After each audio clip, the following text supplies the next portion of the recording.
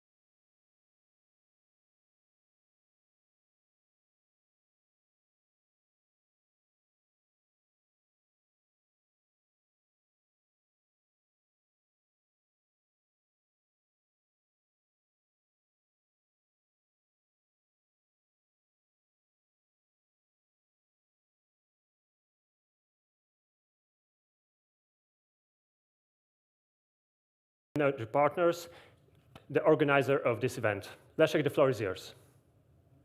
Thank you very much, Jakub. Good morning, everybody. A special good morning to all of you who are in person and probably scattered through Europe online.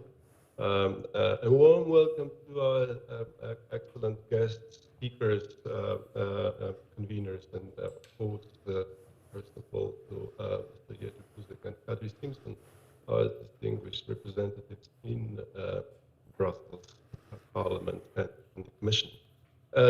Today's Central Europe Day of Energy is the sixth event CEDE is organizing in order to bring this special attention on energy to Brussels and attention towards our specificities in energy sectors in Central Europe. I thank you all for getting interested in that, and I can only assure it's going to be an interesting discussion across the day.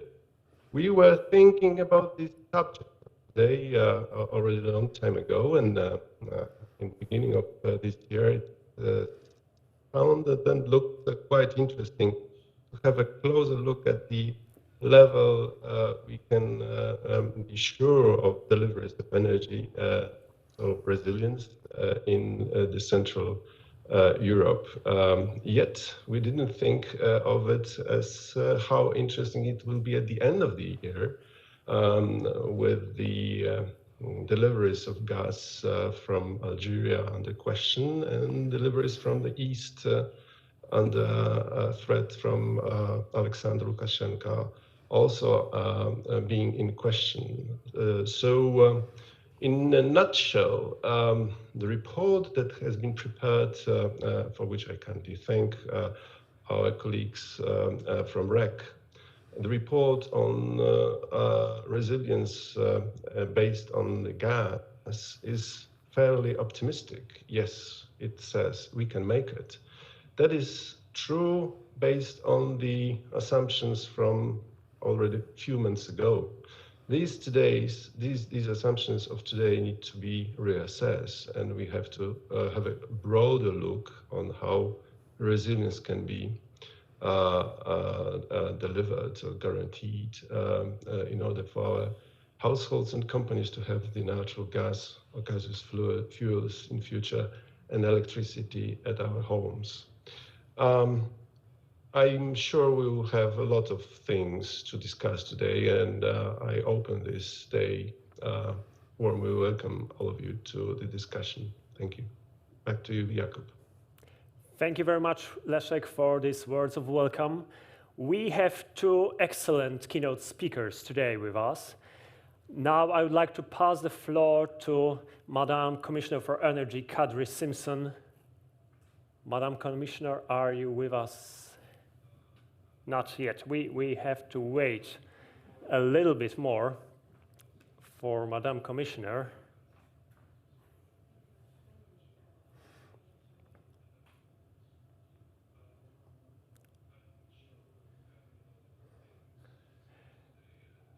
Okay, so as we have a few spare minutes, I would like to encourage you to check our website, www.ceep.be. There you can find all the information about our conference today. Besides the agenda, you can also take a look at bios of the speakers that will participate in two panel discussions.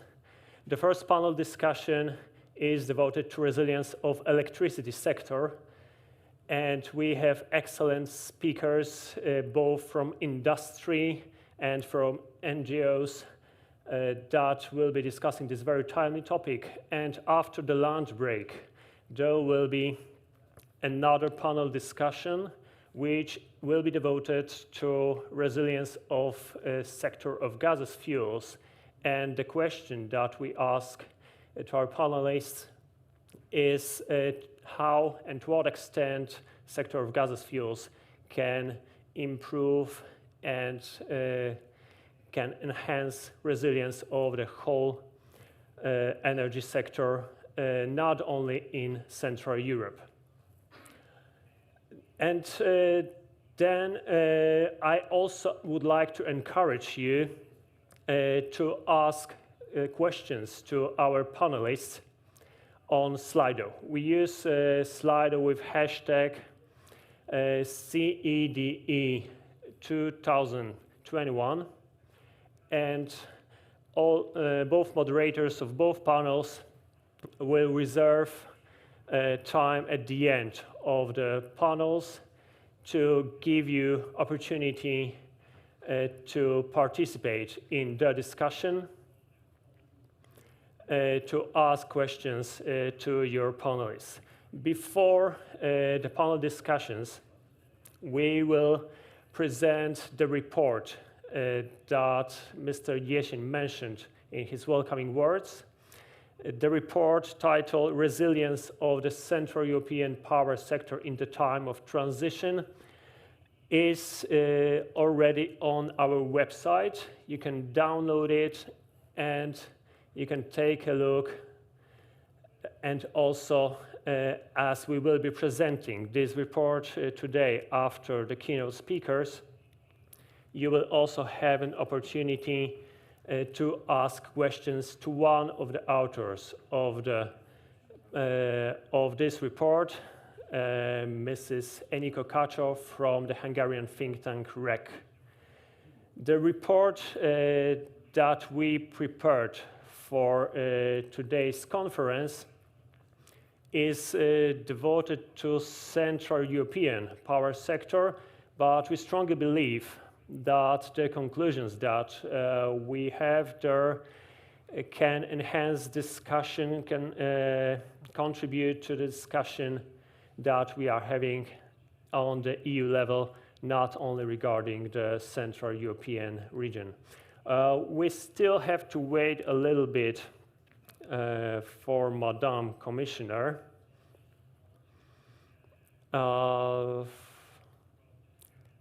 Shall we make a short technical break? Sorry for this. We will be back in approximately 4 minutes at 9:30. Thank you very much.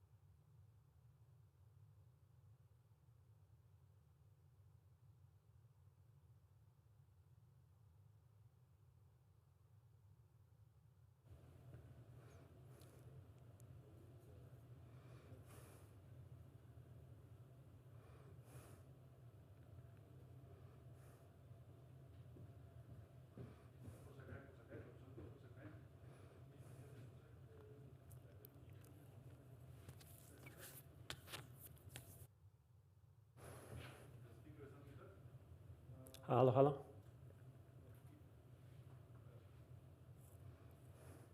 Yes, good morning.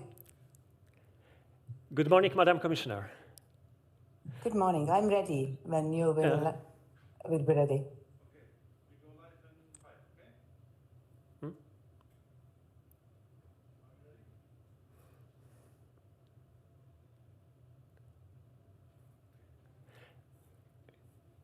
Good morning again. We are extremely happy that Madam Commissioner Kadri Simson is with us. Thank you very much, Madam Commissioner. The floor is yours. Good morning, ladies and gentlemen, and Professor Buzek, and I'm very grateful for this opportunity to share my views on energy sector's resilience during these interesting but challenging times. I would like to focus on three dimensions: the importance of security of supply, benefits of the current EU energy security framework, and how we can go further with upcoming initiatives. A resilient and secure supply of energy is a prerequisite for a successful clean energy transition and for EU strategic economy and autonomy. And energy is essential for our economy and the welfare of our citizens. Recent events like Texas blackout due to extreme weather conditions or the Continental Pipeline cyber attack have clearly shown how an incident in the energy sector can have immediate devastating effects on the whole society. And the energy prices spike in this autumn remind us that the resilience of the energy system is increasingly important. So our goal is to make sure the EU energy system can provide, whatever happens, reliable supply as it integrates more renewable energy and reduce the dependence to external fossil fuel suppliers. And for these reasons, energy security, as one of the 5 dimensions of the EU Energy Union, is a key element of the European Green Deal, but also the EU Security Union strategy. Over the past few months, we have seen a significant surge in energy prices, and wholesale electricity prices rose to record highs, reaching around 260 euros per megawatt hour in late November. And gas prices have risen by more than 300% since the beginning of the year. And it is not only electricity and gas that have seen price rises, but coal and oil too. And this troubling situation can be explained by strong global economic recovery, uncertainty of supplies from some major gas suppliers to the EU, a lower than usual level of our gas storage, and to a lesser extent, weather conditions. The Commission is very concerned about the price rises and how they affect consumers and businesses, especially the most vulnerable ones. And we remain vigilant and continue to closely follow developments in member states. On 13th of October, the Commission adopted a toolbox setting out immediate measures that member states can take to protect the most vulnerable consumers and businesses. And the follow-up to this communication shows that member states have been putting this toolbox to a good use. But we also need to look forward, and the toolbox also proposes measures to increase Europe's resilience to future shocks. And this clearly demonstrates the need to increase our energy independence and accelerate the European Green Deal policies. But energy prices remain a cause for concern as winter approaches, and recent analyses confirm that energy supply is not at immediate risk, but we stay alert. And on the other hand, ENTSO-E's winter outlook for the electricity system highlights that despite the current situation may have an impact on electricity price, the surge of prices on the gas market does not pose additional adequacy risk. The resilience of the electricity system to face a gas disruption appears strong, and operators do not receive a risk for electricity this winter. In any case, the risks identified in the electricity system are limited, though definitely not to be ignored. On the other hand, NSOG's winter outlook for the gas system highlights that in case of a cold winter, the EU will need to import 5 to 10% more gas in a situation of very low level of storage. And it is at 68% this week, which is 12 percentage points less than it was in period 2016 to 2018. And there is no immediate security of gas supply risk, but particular attention and monitoring is required at EU level. And we do this through an internal task force in direct liaison with NSOG and together with the gas coordination group and the regional risk group set up by the Commission on 18th of November. And we also need to keep gas storage at an appropriate level throughout the winter, and this is a clear call not to withdraw gas from storages at the beginning of the winter. To handle these challenges, the EU already has a regulatory framework to ensure preparedness and coordination among operators and authorities in case of energy security incidents. The EU regulation covering the security of natural gas supply presents the framework for EU emergency preparedness and resilience to gas disruptions. The regulation includes a solidarity mechanism that can be activated in case of an extreme gas crisis.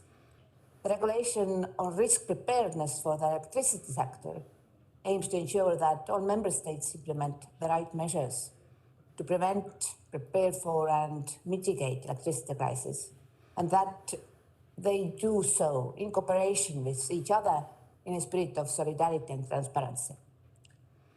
Following the full entry into force of this regulation, member states are to submit the first risk preparedness plans in January 2022. But we can indeed go further, considering the profound transformation the energy sector in the EU is undergoing.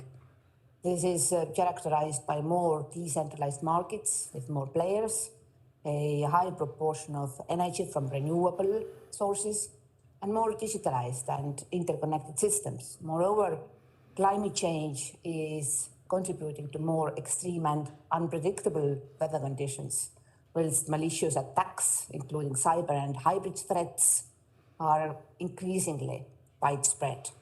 And in this context, new challenges and dependencies arise. And for the energy sector comes the need for a renewed approach to manage risks and guarantee the security and resilience. And for these reasons, one of the pillars of the EU Security Union strategy is a future-proof security environment. Its starting point is to ensure critical infrastructure is both protected and resilient. And last year, the Commission proposed a directive on the resilience of critical entities. To accompany this directive, and given the particular sensitiveness and impact of energy on our society, the Commission will adopt a recommendation on critical energy infrastructure by the end of 2022. And here I would like to pay tribute to Central and Eastern European countries who have worked hard to build up the resilience of their energy systems over the past decade. This is a truly European success story, and one that is paying off considering these challenging times for the energy system. Another important aspect to pay attention to is the digitalization of the energy sector, which reaches the objectives of the European Green Deal and the digital age, bringing new business opportunities, strengthening our technological leadership and strategic autonomy. However, digitalization also brings new challenges for the energy sector, in particular in terms of cybersecurity. So, as I already mentioned, recent cyber attacks such as the one on Colonial Pipeline in the US, have reminded us that cyber incidents in energy can have a dramatic impact on security of energy supply, with cascading effects on the economy and other vital sectors of society. Cybersecurity is not only important in the electricity sector, but also for our oil and gas critical infrastructure. So the EU has started energy-specific activities to improve cybersecurity, also to reinforce the resilience of our critical energy network to possible cyber attacks and mitigate the impacts on security of supply. In 2019, the Commission issued a recommendation on cybersecurity in the energy sector. Furthermore, the Commission is preparing a digitalization of energy action plan foreseen for June next year, and it aims to help achieve the European Green Deal while ensuring that cybersecurity, but also respect for privacy, is guaranteed. And in addition, the Commission has started to prepare sector-specific rules, a so-called network code, to address the cybersecurity aspects of cross-border electricity flows. It includes rules on common minimum requirements, planning, monitoring, reporting, and crisis management. The future electricity system will require more flexible energy sources, such as energy storage and demand response. This, in turn, can help to integrate renewables and electrification while ensuring the security of the energy system. In this regard, as highlighted in the communication on energy prices, the Commission will identify key EU actions to support the development of future-proof energy storage as a key flexibility tool. This will include both short to medium-term and longer-term storage options. EU leaders and ministers have discussed the problem of high energy prices at the last European Council and on already 2 energy councils. So last one took place yesterday. And energy ministers also focused more closely on gas security of supply and gas storage, also in a geopolitical context. One of the medium-term measures to improve resilience is reflected in the package of proposals the Commission plans to adopt on hydrogen and the decarbonization of gas on 14th of December, so after 2 weeks. The package will be a holistic approach towards gas decarbonization and security. The package aims to improve the market uptake of hydrogen and renewable gas, which can be produced in the EU and hence reduce our dependence on external suppliers of fossil fuels. The package will include a targeted revision of the regulation on gas security of supply. It extends the existing framework for renewable and low-carbon gases and emerging cybersecurity risks in the gas sector. It also aims to increase solidarity between member states so that in case of gas shortage, no household is left in the cold. We want to help member states put in place the necessary bilateral arrangements, 40 of which should have been in place by December 2018. And since yesterday, we have only 2. So lots of work ahead of us. And the revision of the regulation will therefore introduce a common template and rules for fair compensation. I would like to call on the member states to use this template without delay to ensure solidarity in case of crisis. And drawing the lessons from the current low level of storage, the revision will introduce a more integrated cross-border approach at regional level to better use gas storage. It will also enable voluntary joint procurement for strategic stocks by transmission system operators. The aim here is not a one-size-fits-all approach, but to make sure that the available capacity is used better across borders when needed for security of supply. Let us not forget, in winter, 30 to 40% of the gas we consume is drawn from storage. Above and beyond this, we should bear in mind that the EU is only responsible for around 8% of global greenhouse gas emissions. Decarbonization needs to be well coordinated around the world, and there is hard evidence that the EU needs to reduce its dependence on imports of fossil fuels, and that means a transformation in the EU's energy system that will trigger changes to our external energy policies. Whilst the EU and other regions in the world aim to ramp up renewable energy production and increase energy efficiency, new dependencies will reshape the energy geopolitics of the future. And this process will need to be properly managed, in particular for critical raw materials and supply chains for clean technologies. And even with our own energy transition well underway, energy diplomacy will remain as important as ever to ensure that EU sovereignty is there in energy affairs. And together with the European External Action Service, the Commission is currently preparing a new European strategy on international energy engagement, foreseen to be presented in spring next year. And it aims to respond to the global geopolitical changes and to lead on climate change and sustainable economic recovery at the same time. So our message is clear. The EU is leading by example, and the European Green Deal is going global. The EU will not be distracted from its ambitious path towards a green and just transition in Europe, and with partners worldwide. A greener Europe has a geopolitical role to play, and it is prepared for our responsibilities. So with that, I will conclude. Thank you for your attention. Thank you very much, Madam Commissioner. Thank you for this very important and informative presentation.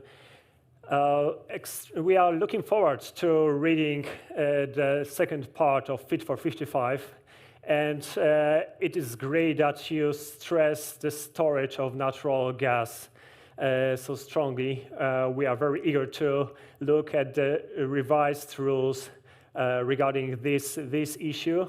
And we hope that we can continue our excellent cooperation between the energy industry from Central European region and the European Commission and other European institutions. Thank you very much once again. Now I would like to pass the floor to Mr. Jerzy Buzek, member of the European Parliament and the honorary member of Central Europe Energy Partners. Professor, the floor is yours. Thank you very, very much.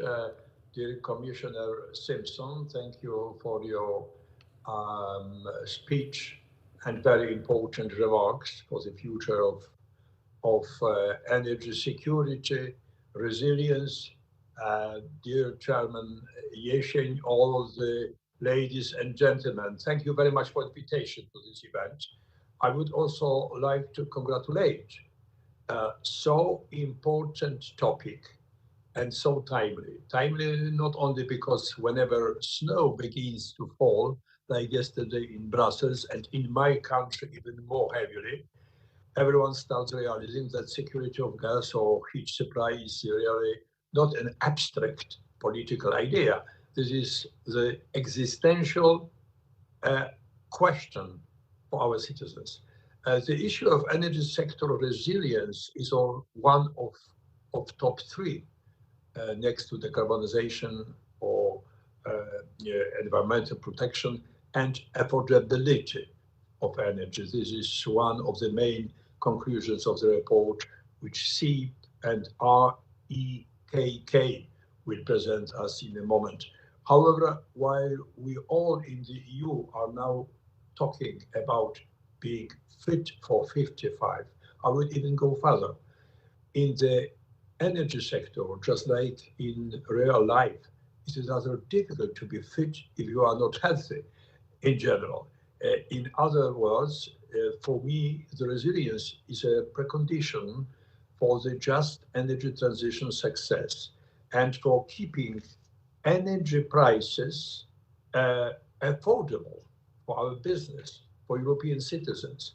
We have known this in EU for quite some time, at least since 2010. The European Energy Community was our first answer being president of the European Parliament, I proposed it together with Jacques Delors, former president of the European Commission, in May 2010, just 2010.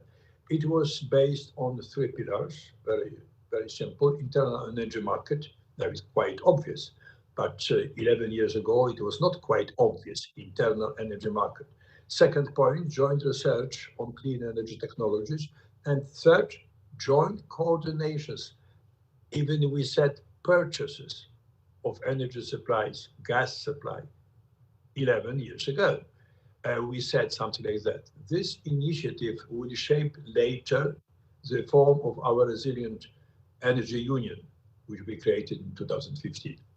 We achieved a lot since 2010, strengthening EU's energy security, also thanks to regulation, gas directive, SOS, so-called infrastructure, LNG terminals, or improving energy efficiency.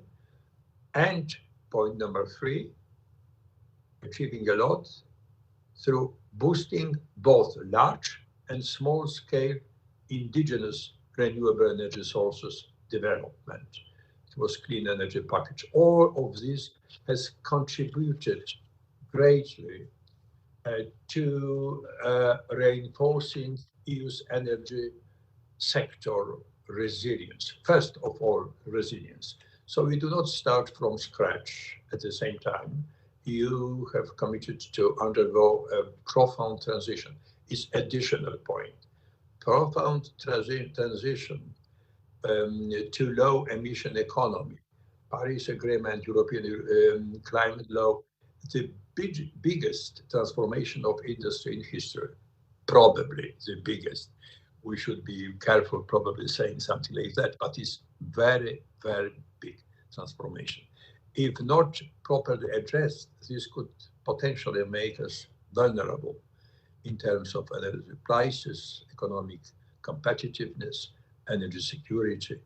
In Central Europe, we feel it all the time.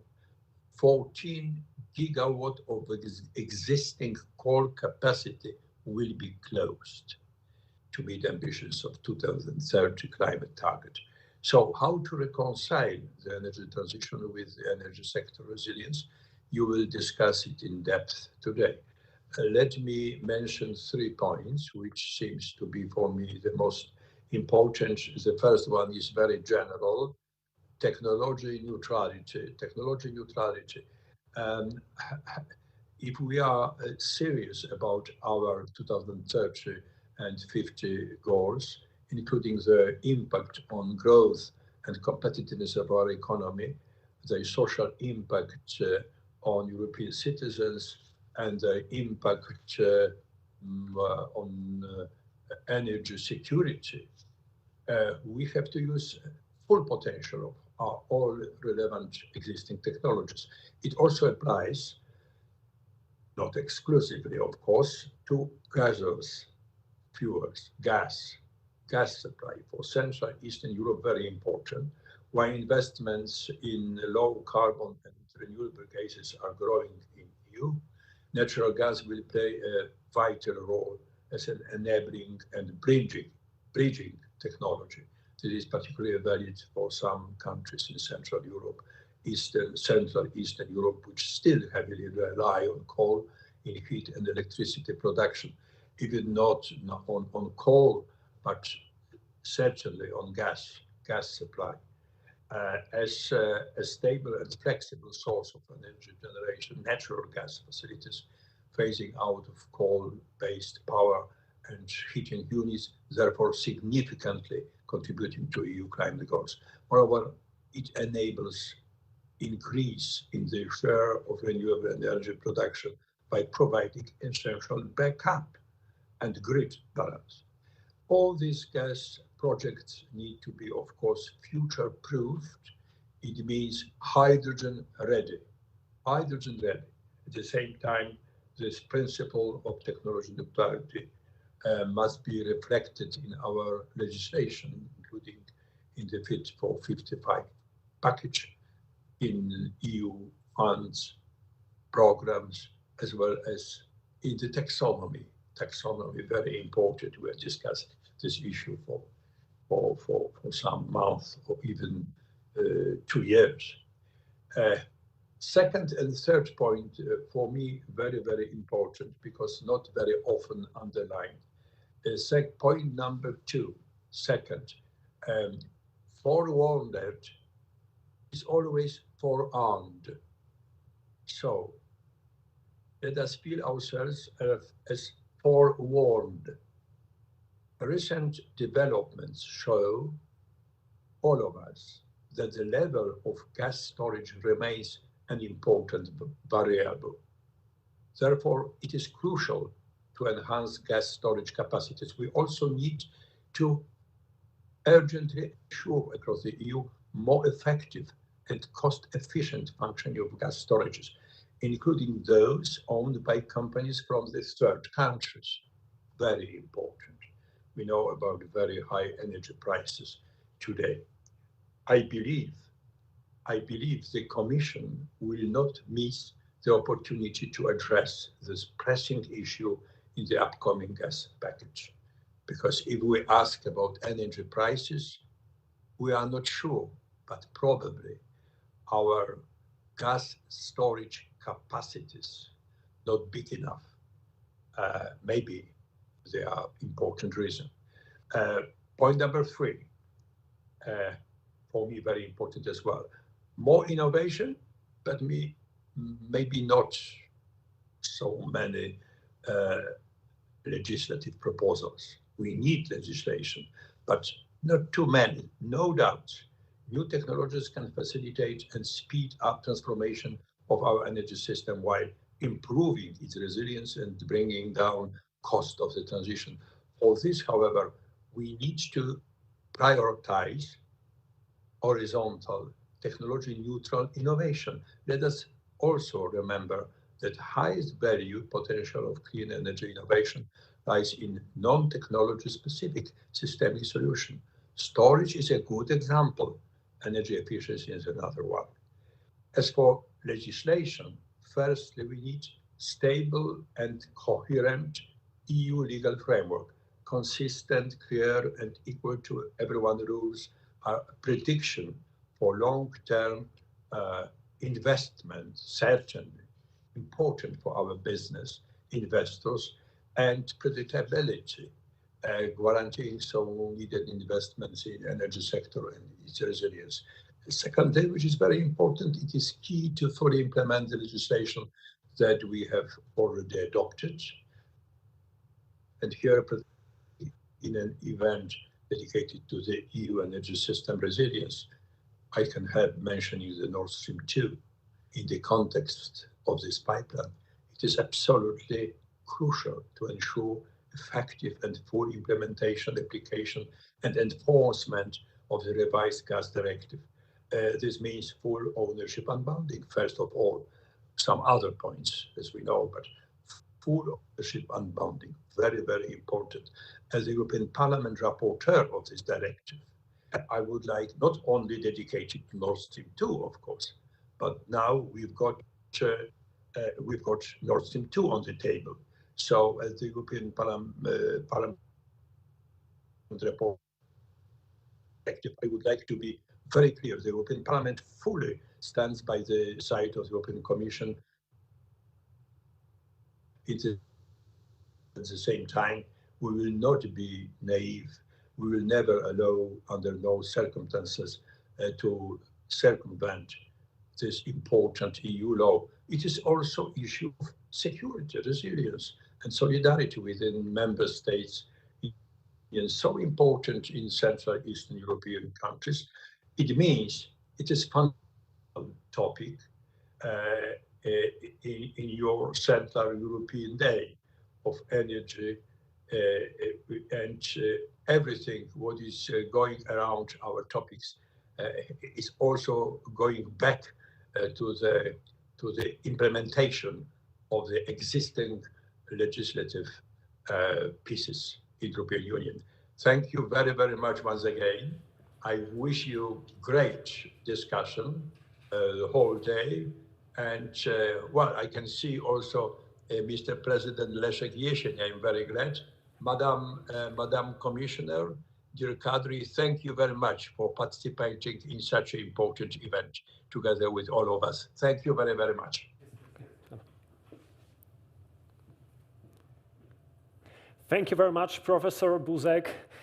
Technology neutrality, innovation, gas storage, we have it well noted.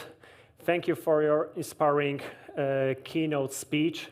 I will pass the floor to Leszek Jesień for a moment, if you want to comment briefly. If not, okay, let's move on to another point of our today's agenda. We would like to present you the report that has been mentioned already during this welcoming panel of Central European Day of Energy. The report is titled Resilience of the Central European Power Sector in the Time of Transition. It has been prepared for Central Europe Energy Partners by the Hungarian think tank REC. We are today with Eniko Kaczor, one of the authors of this report. And before I will pass the floor to Budapest, let me just briefly say why we've chosen this topic, why we've decided to focus on resilience of the power sector in Central Europe for today's event. We strongly believe, we are convinced that as we cannot negotiate with climate science on climate change, we cannot also negotiate with the laws of physics on electricity grid. Therefore, we strongly believe that decarbonization and resilience has to go hand in hand. We see very clearly, as it was mentioned also by Madam Commissioner Kadri Simson and by Professor Jerzy Buzek, how the major supplier of gas to Europe is behaving, how Gazprom is acting. The recent information that Gazprom decided to pay more for unused transit via Ukraine rather than to ship more gas to Europe shows clearly that we have to make wise decisions regarding gas. But at the same time, even though gas is expensive, we need it as a flexibility provider. So the question, which is very important not only for Central Europe, but for the whole European Union, is how much gas do we really need for the purpose of resilience? How much gas do we need in Europe, in Central Europe, to keep the lights on? And this is the question that we asked REC, and the report that we will present today gives us an answer. It shows how the 2030 generation energy mix needs to look like to keep it both resilient and much more decarbonized than it is today. I'm passing the floor to Eniko Kaczor for the results of the CEDE report. Thank you. Thank you very much. I hope you can see and hear me, and I hope that also the presentation will appear soon.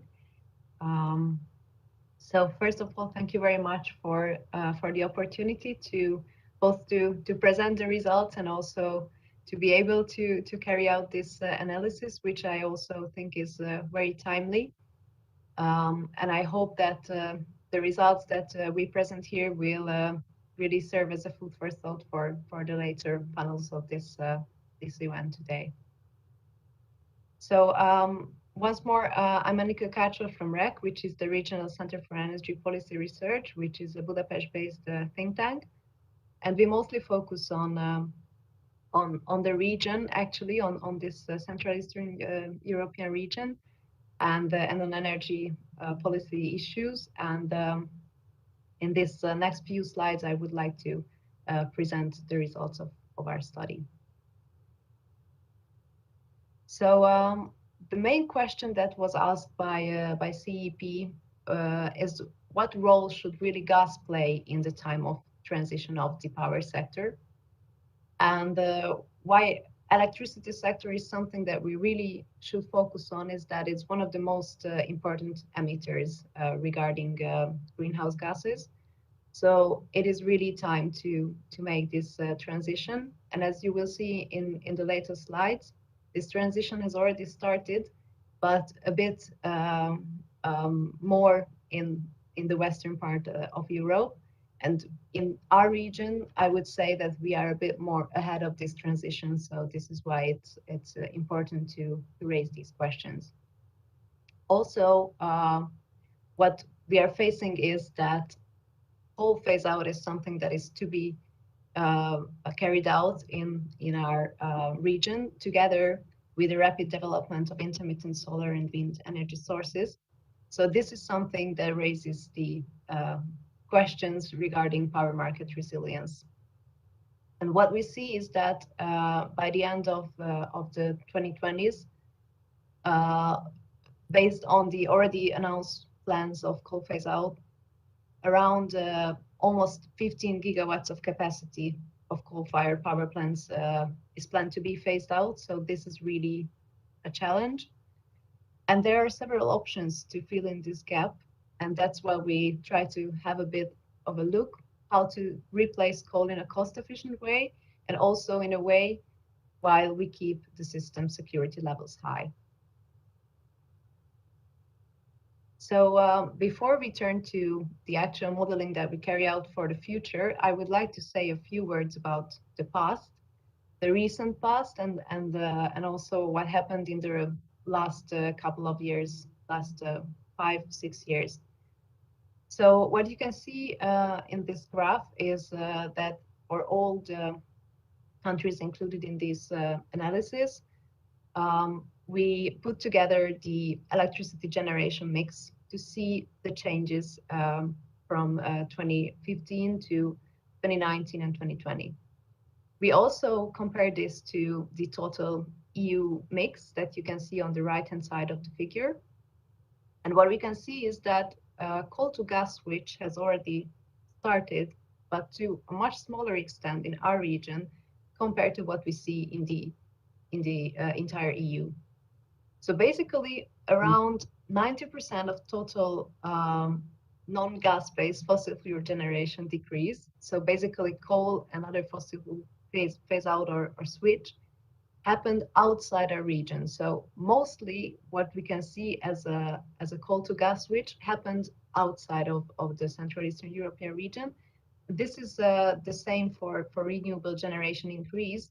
So more than 95% of total renewable generation increase also happened outside our region in other parts of Europe. So this is something I think that shows that when all the coal phase out plans will put in place in the coming decade, something will happen in this region as well, and this will be something new, and we really have to prepare for that.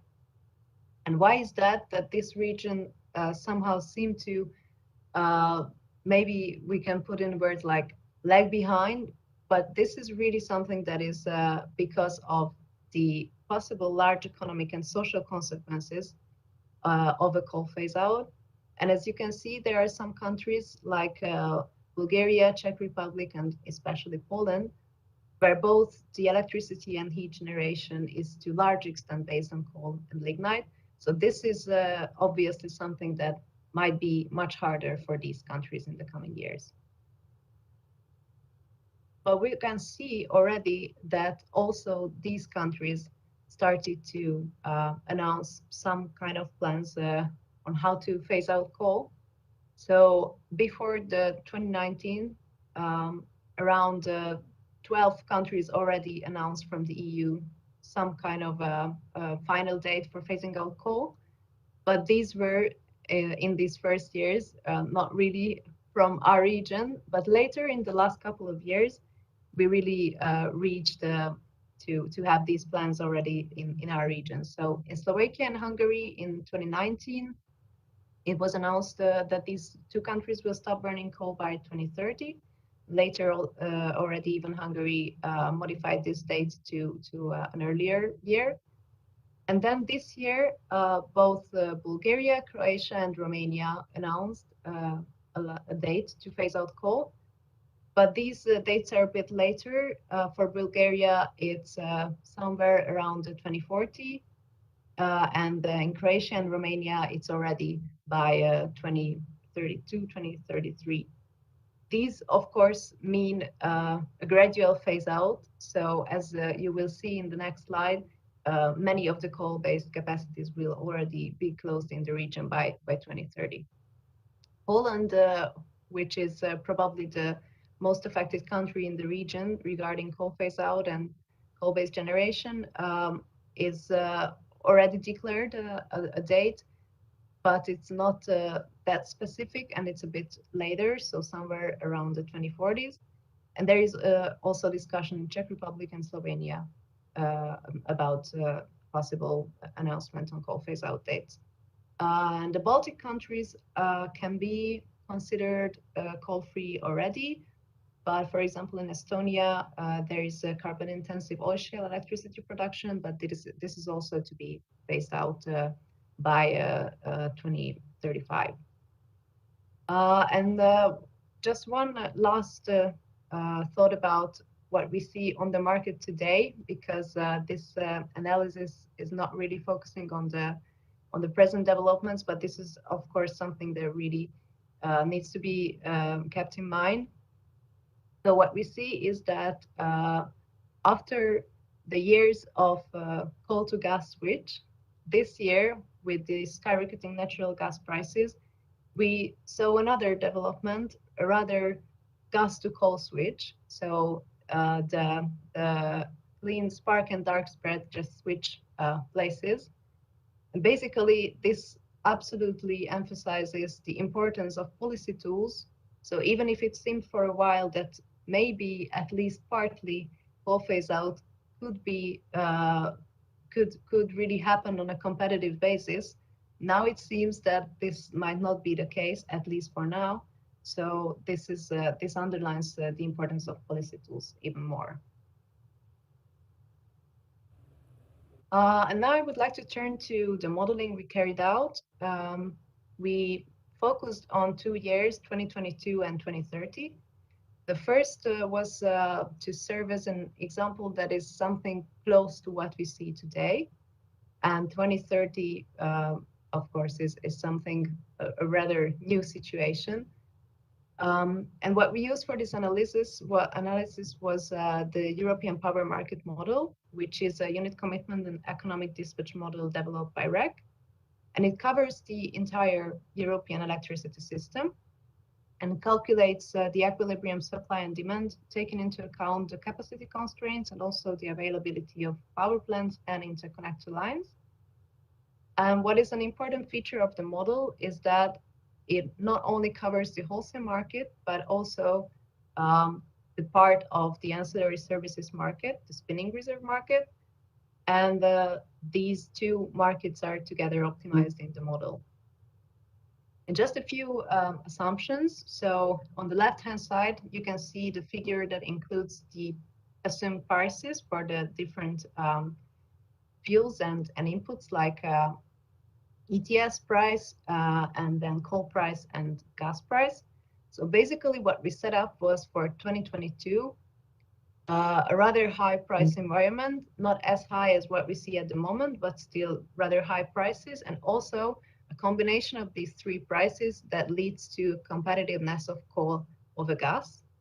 And then for the later years, we see some kind of a normalized level of all the prices, and this is something closer to what we saw in the last couple of years before the energy crisis that we have today. And on the right-hand side, you can see the assumed installed capacity mix for the 2 years. And the three most important parts is, on one hand, we assume a very significant increase in renewable capacities, so both for solar and wind capacities. Then we assume a significant coal phase out that I've just mentioned, around 14 gigawatts of coal-based generation to be closed by 2030. And the third element that is important here is what we assume about natural gas capacities. Because what we did here is some kind of a modeling output already, because we did not use the information from, for example, the national energy strategies or energy and climate plans on the targeted or foreseen natural gas capacities, but we rather let the model to decide to only include new investments when it seemed to be profitable. So basically, this is something that we think might be an outcome if we let the market decide how much natural gas-based capacity is needed in the system. And what you can see is a quite stable level, even a bit decrease compared to today. But of course, this means that some part of the fleet will be replaced because, of course, some plants will reach their end of their lifetimes, and there are new investments that needed, but not an overall increase in natural gas-based capacities. So what we did basically was, on one hand, to have a look on the electricity generation mix of the entire region in both years, but not just on a yearly basis, but we also picked for extreme situations, for extreme hours, 2 in winter and 2 in summer. Both we picked the hour with the highest demand, so that would be the demand peak. And we also calculated which hour would be the one with the highest residual demand, which means that from the exact demand figure, we deducted the available intermittent renewable generation. So this residual demand basically shows how much electricity should be supplied from non-zero marginal cost generation. And what we can see on one hand is that coal-based generation decreases significantly in all cases. And this is a bit less true for the critical situations. So you can see that in the critical situations, there is still a large extent, there is coal-based generation, but on the yearly average, we see a very significant decrease. Also, what we see is that besides natural gas, the different renewable technologies can also contribute to the electricity generation to a high extent. And this is especially true in some special cases. For example, the summer consumption peak coincides with a very high PV generation period. This means that in those hours when the summer we have the highest demand, probably PV generation can help a lot to serve this demand. However, we also had a look on this residual demand situation, residual demand peak in the summer, and there we found that the mix is much more similar to what we see in the winter hours. And in the winter hours, both the demand and the residual demand peak led to a more balanced mix of energy, where both coal and also natural gas are important suppliers. And we can see hydro and wind generation to a more higher extent than what we see in summer.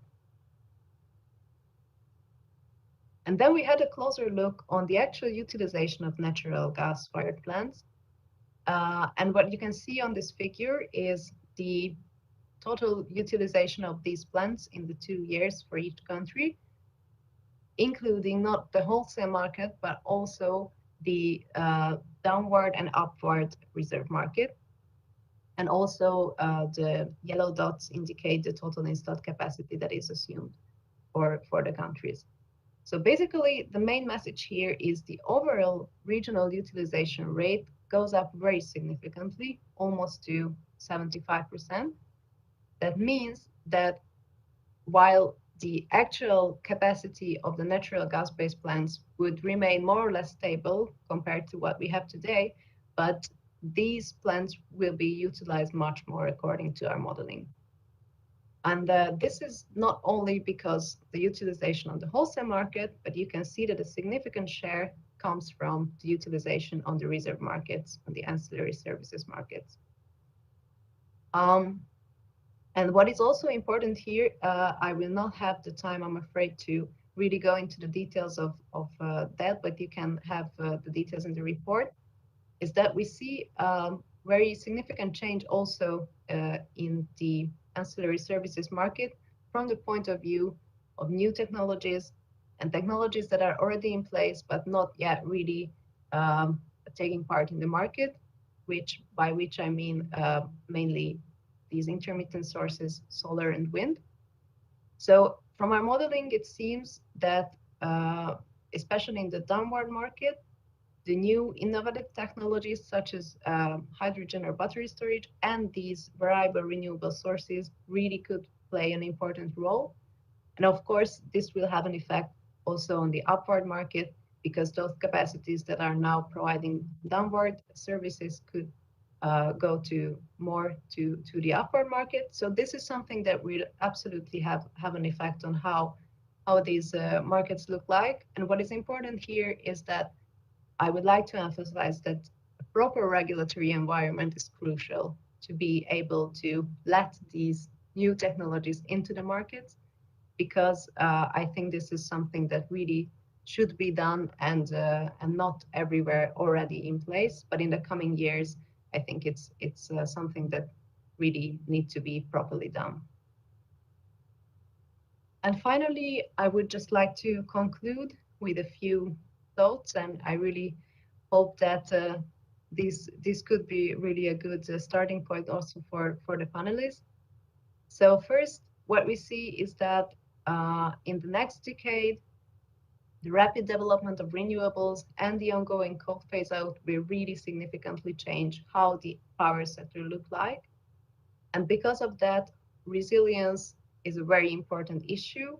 But of course, next to decarbonization and affordability, which is especially important in our region, as it was already mentioned by the keynote speakers. Also, what we see is that natural gas-based capacities will have a key role in providing flexibility. But I would like to once more emphasize that innovative technologies such as storage, hydrogen, or even demand-side management are to come, and they will really have their bites from the market by 2030. And what we see in the modeling is that on one hand, for around 16 gigawatts of natural gas-based capacity is what is needed, and this should go together with around 5 gigawatts of different types of storage, including pump storage and demand-side management technologies. But if we have all this in the system and we have the proper regulatory environment to make them really take part in the flexibility market, then from our results, it seems that this could really keep the lights on in the system in 2030.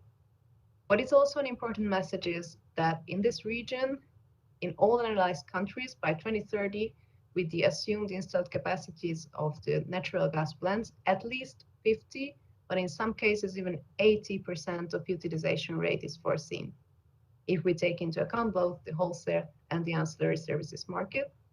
This means that the new natural gas-based project probably will be economically viable.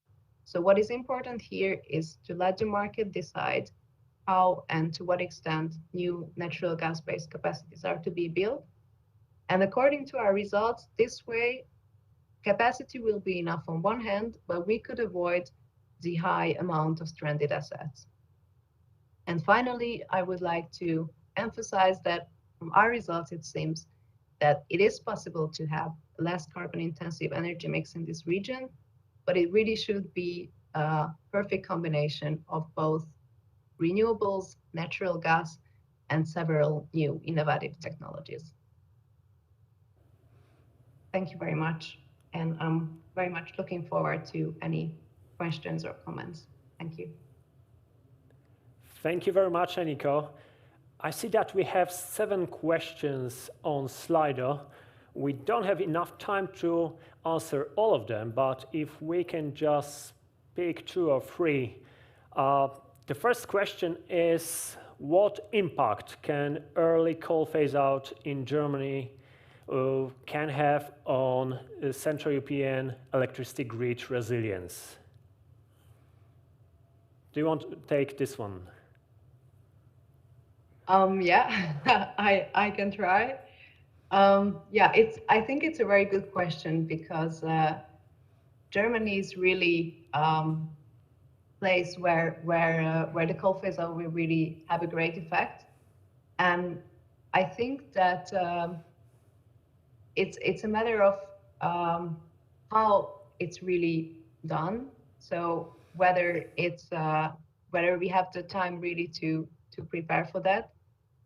But I think that because of the great interconnectivity of the total European system, whatever happens in one of the countries, even if it's a very big country, I think it should not have a too great effect for the total European system. However, it's important to see that these are uh, these are things that are going on also in other countries, not just in Germany. So yes, I think Germany is important, but probably not not the only one that we should think of, but we should really think of always as a whole of the European electricity system. Okay, and the second question is about the EU ETS price you assumed in your report. It is surprisingly low comparing to the price we have now. What would the power market in the EU11 in Central Europe look like if carbon price would only rise until 2030 and not, as you assume, would drop down? Thank you. I think it's a very relevant question because what I see is that there is a lot of uncertainty regarding ETS prices for the future. And first, I just want to tell you why was that we picked this carbon price is on one hand because of the EU's Fit for 55 package impact assessment. These are basically the levels that are included. And on the other hand, we see that if we have enough renewables in the system and we have the coal phased out more or less, or at least to the extent that we assumed here, this seemed to be a realistic price pathway. But still, I think it's important to think of what would happen if this would be higher. I think that the main issue would be that the overall wholesale electricity prices would really go up. This is one thing that for sure happened. But otherwise, I think that what we see in the modeling is that already natural gas is more competitive compared to coal with this even lower level. So this would for sure be the case in the later years as well. But I think that especially in the critical hours, we would need coal also by 2030 in this region at least. So I think that we would not really see probably a very different mix of energy, rather the prices at the end would be much higher. Thank you, Eniko. There is a question from non-anonymous part of audience. Jana Pandera, what are the ways to keep share of gas at the reasonable level? Yeah, that's also a good question, and we try to be a bit touch upon this also in the report, that if we take the electricity sector, of course, it's not really where we focus on how to get gas to the system, but this is something crucial even if we see what is going on today. So probably when we think of keeping the electricity system resilient, we should really focus on keeping the gas system resilient as well. So probably source diversification and also the different storage options that were discussed before could be more of importance. And I think that this is something that, at least in our region, has already started. If we see, for example, the Hungarian example, what happened in the last 10, 15 years, a lot of new pipelines and sources were included. Storage sites are very much in place. So I think that these are things that we really should also keep in mind, while on the other hand, also again, think of the stranded asset issue that is, I think, very hard to find a great balance between these two things, how to really keep the system resilient without investing too much. So I think in the next couple of years, this really will be a hot topic, how to find these adequate level of new investment in rather the gas sector or partly in the electricity sector. Thank you. Let's take the very last question. How would resilient energy mix in EU11 look like without coal at all? Is this feasible? And let me add, would it be resilient? I think by the time the entire coal fleet would be phased out, at least what I expect that by that time, the new technologies that are not really in place now, but starting to get merged, probably will be much more mature than they are today.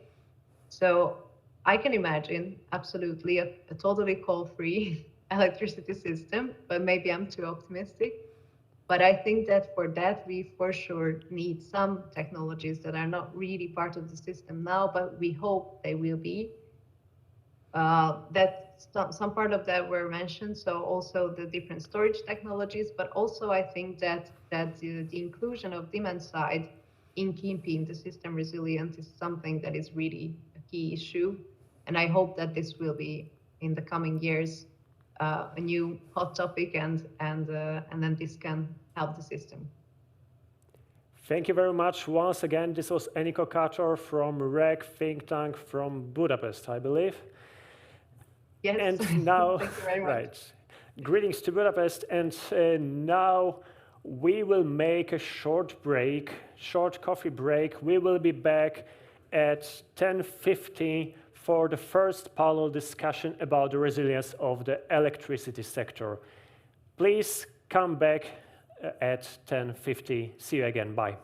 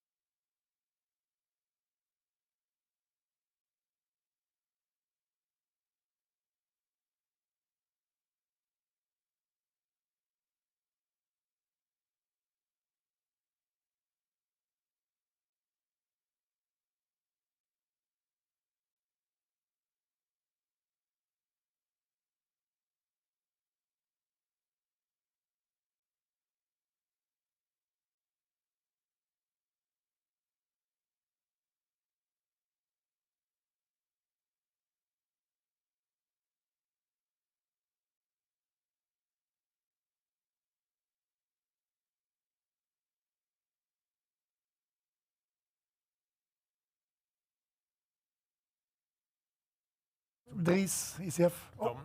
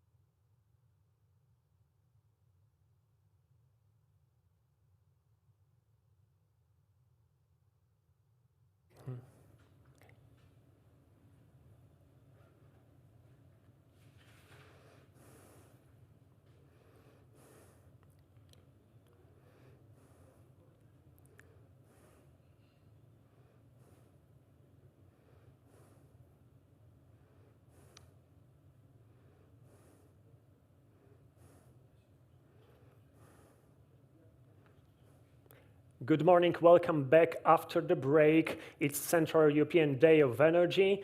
The second part has just started and we have Alejandro Ulzrun, the head of unit for energy security and safety at DG Energy from the European Commission with his keynote presentation. Good morning, Alejandro, the floor is yours.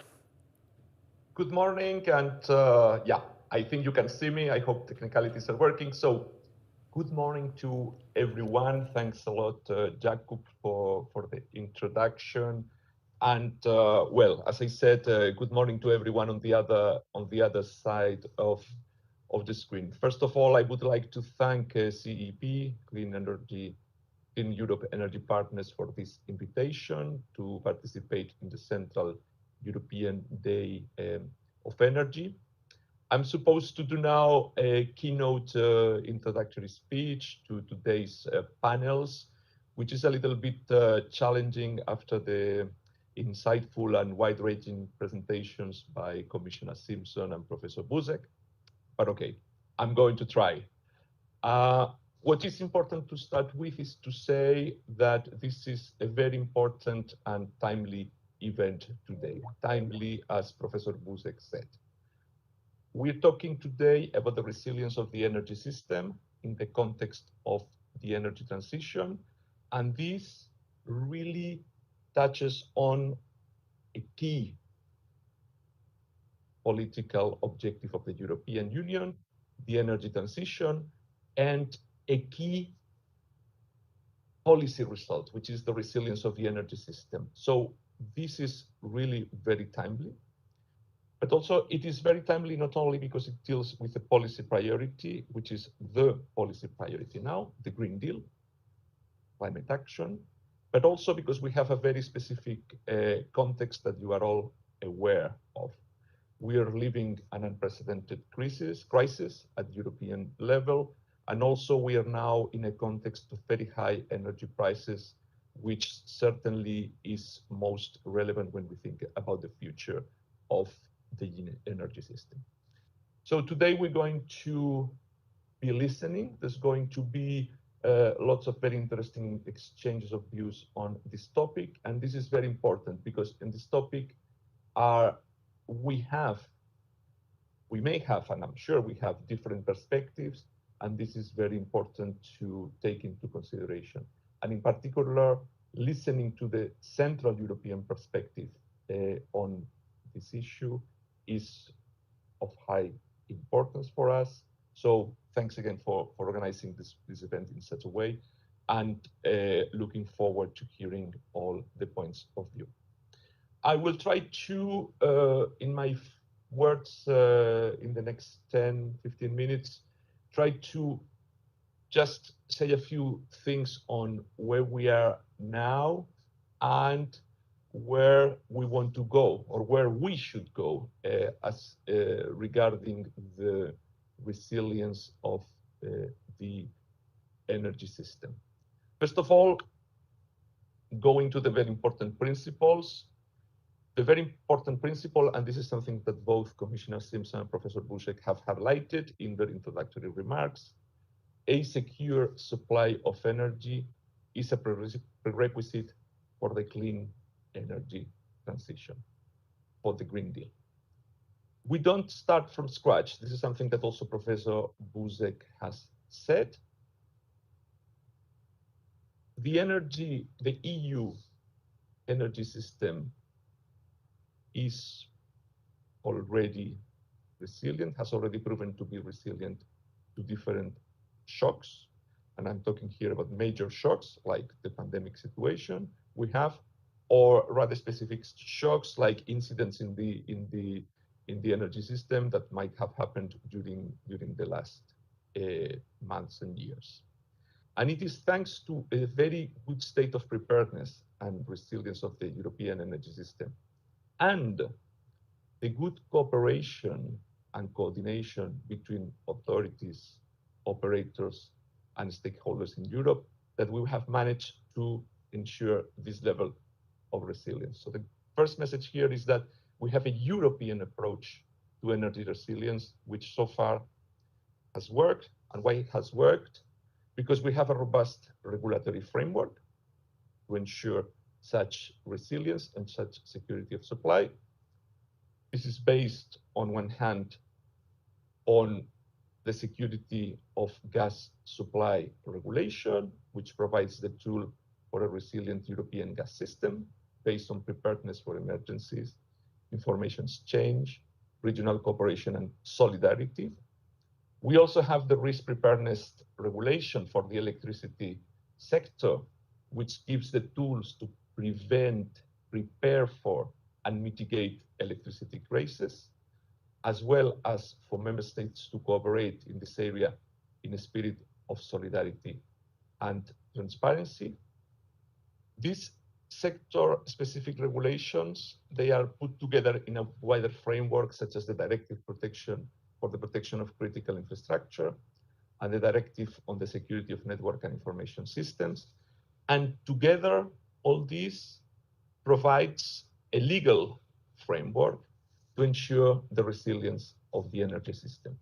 This legal framework, regulatory framework, is complemented by a very good cooperation among authorities and operators at EU level through sector-specific coordination groups, which regularly meet to discuss the most relevant issues with regard energy security supply. So here you have heard several times words such as cooperation, solidarity, and that is really what makes this European approach specific, and which so far has ensured a resilient energy system in Europe. But we shouldn't stay complacent. We shouldn't stay, let's say, in the past, because things are happening. We are going in a new direction. The energy system of the future is not going to be the same as the energy system of the past. So we need to look ahead. We need to look at what's coming next. The energy system, you all know that, is rapidly evolving.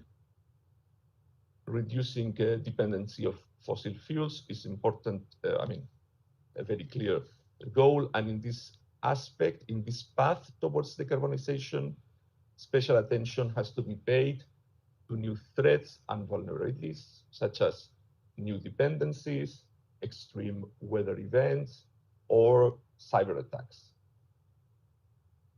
As we proceed in this path towards decarbonization, as we proceed with a secure energy transition, we therefore need to ensure that the future energy system and its supply chains are flexible and resilient.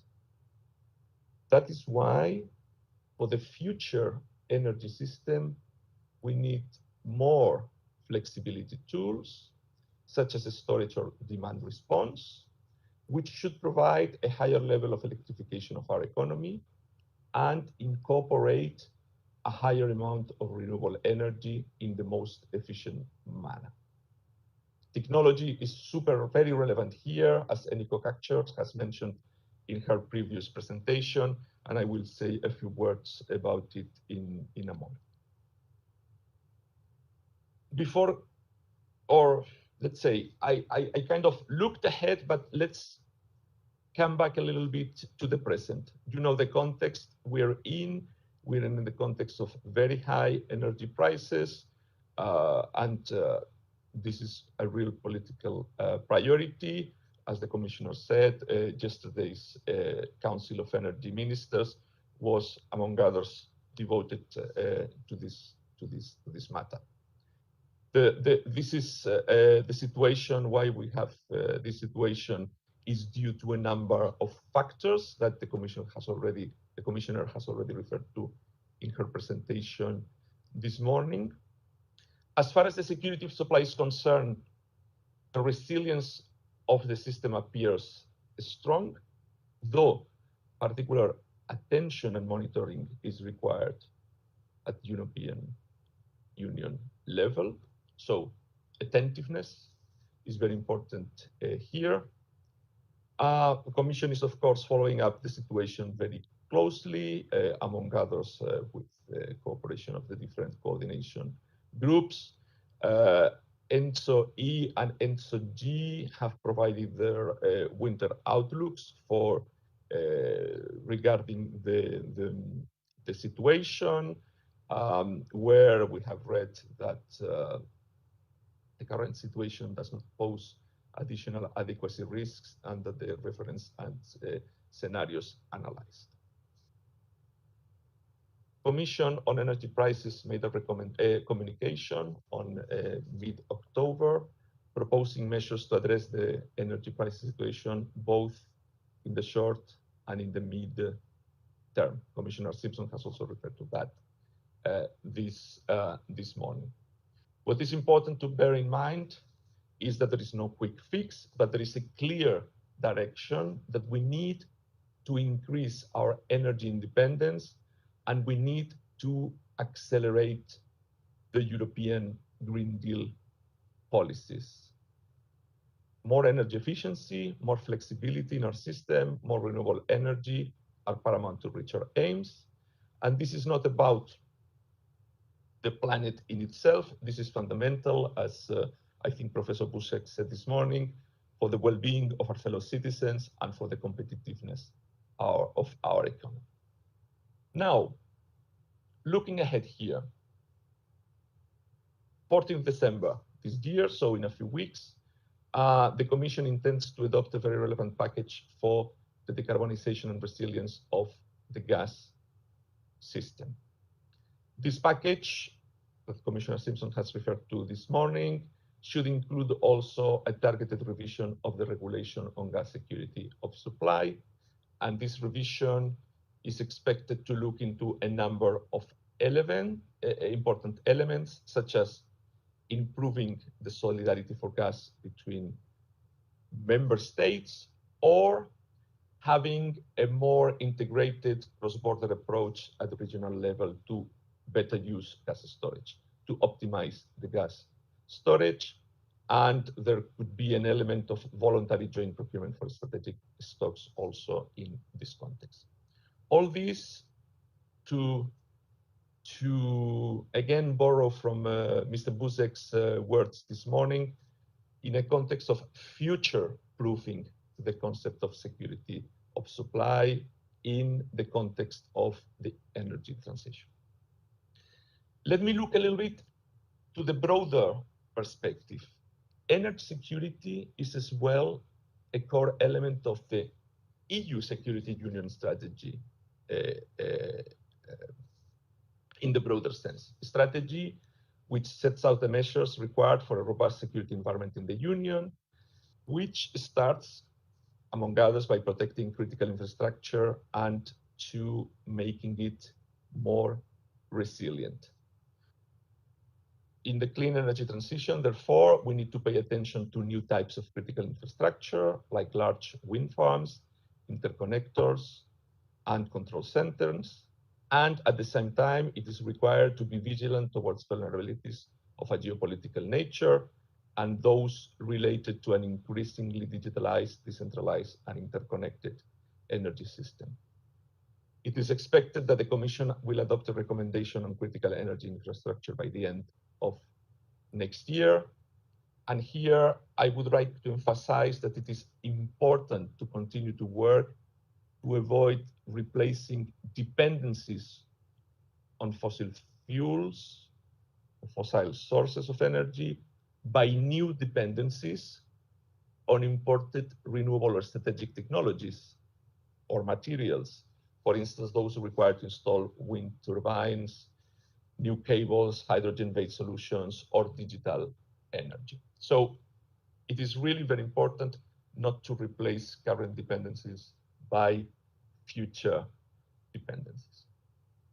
Here, we also need to keep in mind that there is a context of new threats, a more digitalized, more decentralized, more interconnected energy system means that cybersecurity becomes vital to ensure energy security, in particular because the energy system has specific features, characteristics that make it relevant, that make cybersecurity relevant, such as the real-time requirements, the cascading effects, etc. As the Commissioner has mentioned, in the context of the upcoming Digitalization of Energy Action Plan, which is foreseen for June next year, we are looking at the cybersecurity aspects of the energy system in a very serious way, and the European Commission should come up with proposals next year. Good. I will try to be really, to touch only on a few elements of this very wide-ranging area of action, which is the subject of today's discussion. I really try to focus on where we are now and where we want or where we should go. There is here one clear message that I mentioned at the beginning, that Commissioner Simson, Professor Buzek said at the beginning, and that we have to really keep in mind. The security of energy supply is a key element for the clean energy transition. We cannot have a clean energy transition without security of energy supply. For this reason, we should continue to work hard, to talk, and to come up with ideas to ensure a secure, flexible energy system in the EU. And by we, I don't mean only the policy making, the authorities, but I mean we all, including all the participants of this meeting, all stakeholders. It is a common responsibility.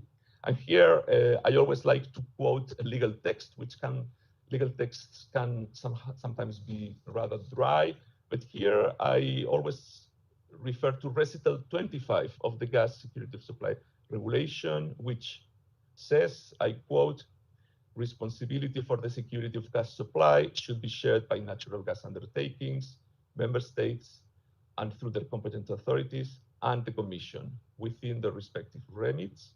Such shared responsibility requires very close cooperation between those parties.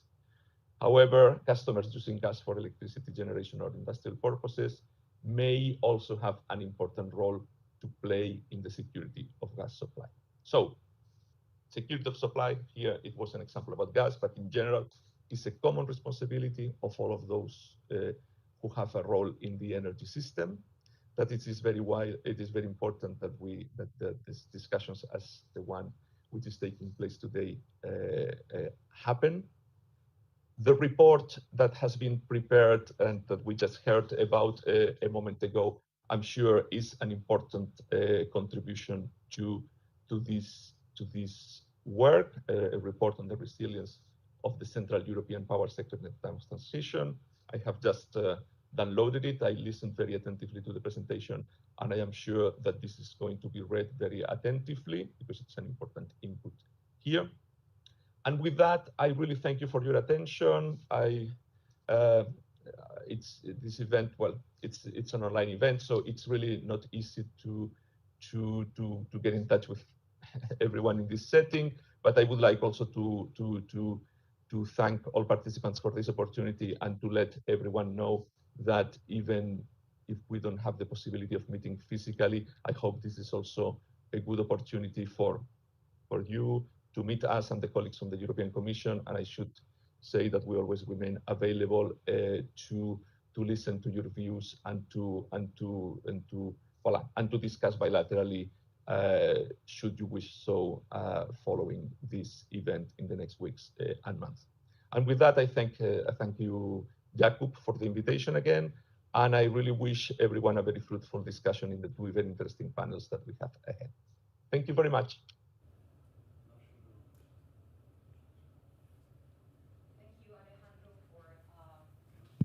Okay, thank you, Alejandro, for this presentation, and welcome back on this half virtual stage. For those who are connecting right now, my name is Claudia Patricolo. I'm the editor-in-chief of Synergy News, which is the energy and climate change dedicated portal of Central and Eastern Europe. And I'm here to moderate the first panel discussion of today about how to make the electricity sector resilient, affordable, and decarbonized. I would like to thank, first of all, the organizer for inviting me here. I was here 2 years ago, actually, in Brussels. It was my last trip before the pandemic. And it was at this very same conference, so the Central European Day of Energy of 2019. And who would have thought that in 2 years, I would have sat so far away from my fellow speaker here, and that the new report that we just heard about should have included a global pandemic and an economic crisis of unprecedented. So I would like to welcome all my fellow panelists today, and I would like to give them the floor to introduce themselves very briefly, starting with Dries here with me in person. Dries, if you can please introduce yourself. Who are you? Who do you represent? Thank you, Claudia, and thanks to the organizer for inviting me as well. My name is Dries Akke. I work at the European Climate Foundation. The European Climate Foundation is the biggest climate philanthropic initiative in Europe. We work in Brussels, but we're also present in many member states in Europe, including most of the countries in Central and Eastern Europe. And we're also part of a global network of climate philanthropies. I will keep it to this. Thank you. I would like now to move to our speakers online and ask to Eric if you can introduce yourself as well.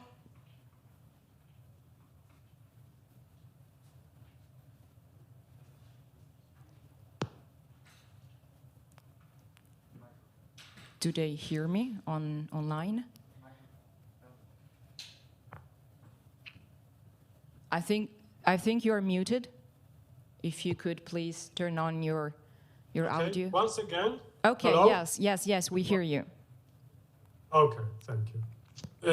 My name is Erik Kłosowski, and I serve as a Chief Executive Officer at the Polish power grid company, the Polish Transmission System Operator, PSC. Zuzana, I don't even try to pronounce your surname. Good morning to everybody, and thank you for inviting me. My name is Zuzana Krejčířiková. I am head of public affairs of the ČEZ Group, which is the biggest Czech electricity producer, distributor, and supply company in the Czech Republic, but also active in other member states within the European Union. Rolandas?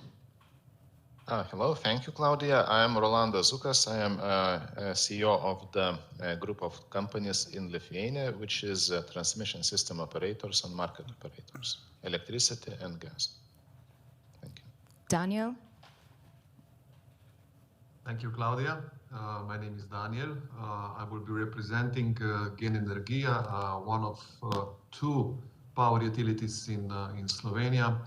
My experience stems from nuclear technology, but I used to work for European Commission, International Atomic Energy Agency, so I have some international experience. Thank you. And finally, Alain? Yes, my name is Alain Takoun. I'm working for EDF, the French state utility, and electricity. I'm senior market advisor at European Affairs. Thank you. Thank you so much, and welcome all of you here today. Decarbonizing the power sector is an imperative right now. We don't have any other choice. We all have read the IPCC report that it's talking about a red code for humanity, and we have all witnessed the recent developments that make us realize that electricity is really important now more than ever. We realized how much the demand has increased during the recent lockdowns. We realized how fragile the electricity system is due to all the climate change induced events that we have witnessed, and also the surge in high prices. So basically, everything is going to change in the electricity sector. We're looking at a huge transformation ahead of us, mainly because of the cost of renewables have dropped. So we are witnessing an increase in renewable energy sources, but also because nuclear power is becoming more predictable and reliable. And very recently, also the International Atomic Energy Agency is talking about nuclear as important, especially in Central and Eastern Europe. So this is where I would like to start when we talk about decarbonizing the electricity sector, renewables or nuclear, and what is in between. So I would like to ask the first question to Daniel. If you could please provide us a little bit of an overview, what's the role of nuclear energy in decarbonizing the energy industry? Thank you very much, Susanna, for this question. First of all, I would like to say that the question whether nuclear or renewables, I don't think that this is the right question. I believe that renewables and nuclear go hand in hand in tackling the decarbonization and also the electrification, the other world megatrend, namely heating, cooling, transport, digitalization. All of these sectors are going into the direction of electrification. That's why we believe that the power sector, the electricity sector is the electricity itself is becoming the energy vector of the future. Now, nuclear is answering to all of these trends, as renewables also is. Nuclear in European Union at the moment is the largest source of carbon-free power. So this fact is, I can see that forgotten many times, but 26% of European carbon-free electricity is produced by the nuclear. It is also true, as you said, that the growth and the need for electricity is going to double. What we are seeing in our predictions on long-term predictions is that by 2050, and Slovenia is not the only country, but we are seeing this from our neighboring country, from the European Union, and also from the world, that this doubling is going to happen. Do we want it or not? If we want, of course, electrification and decarbonization to take place. Now, why renewables and nuclear?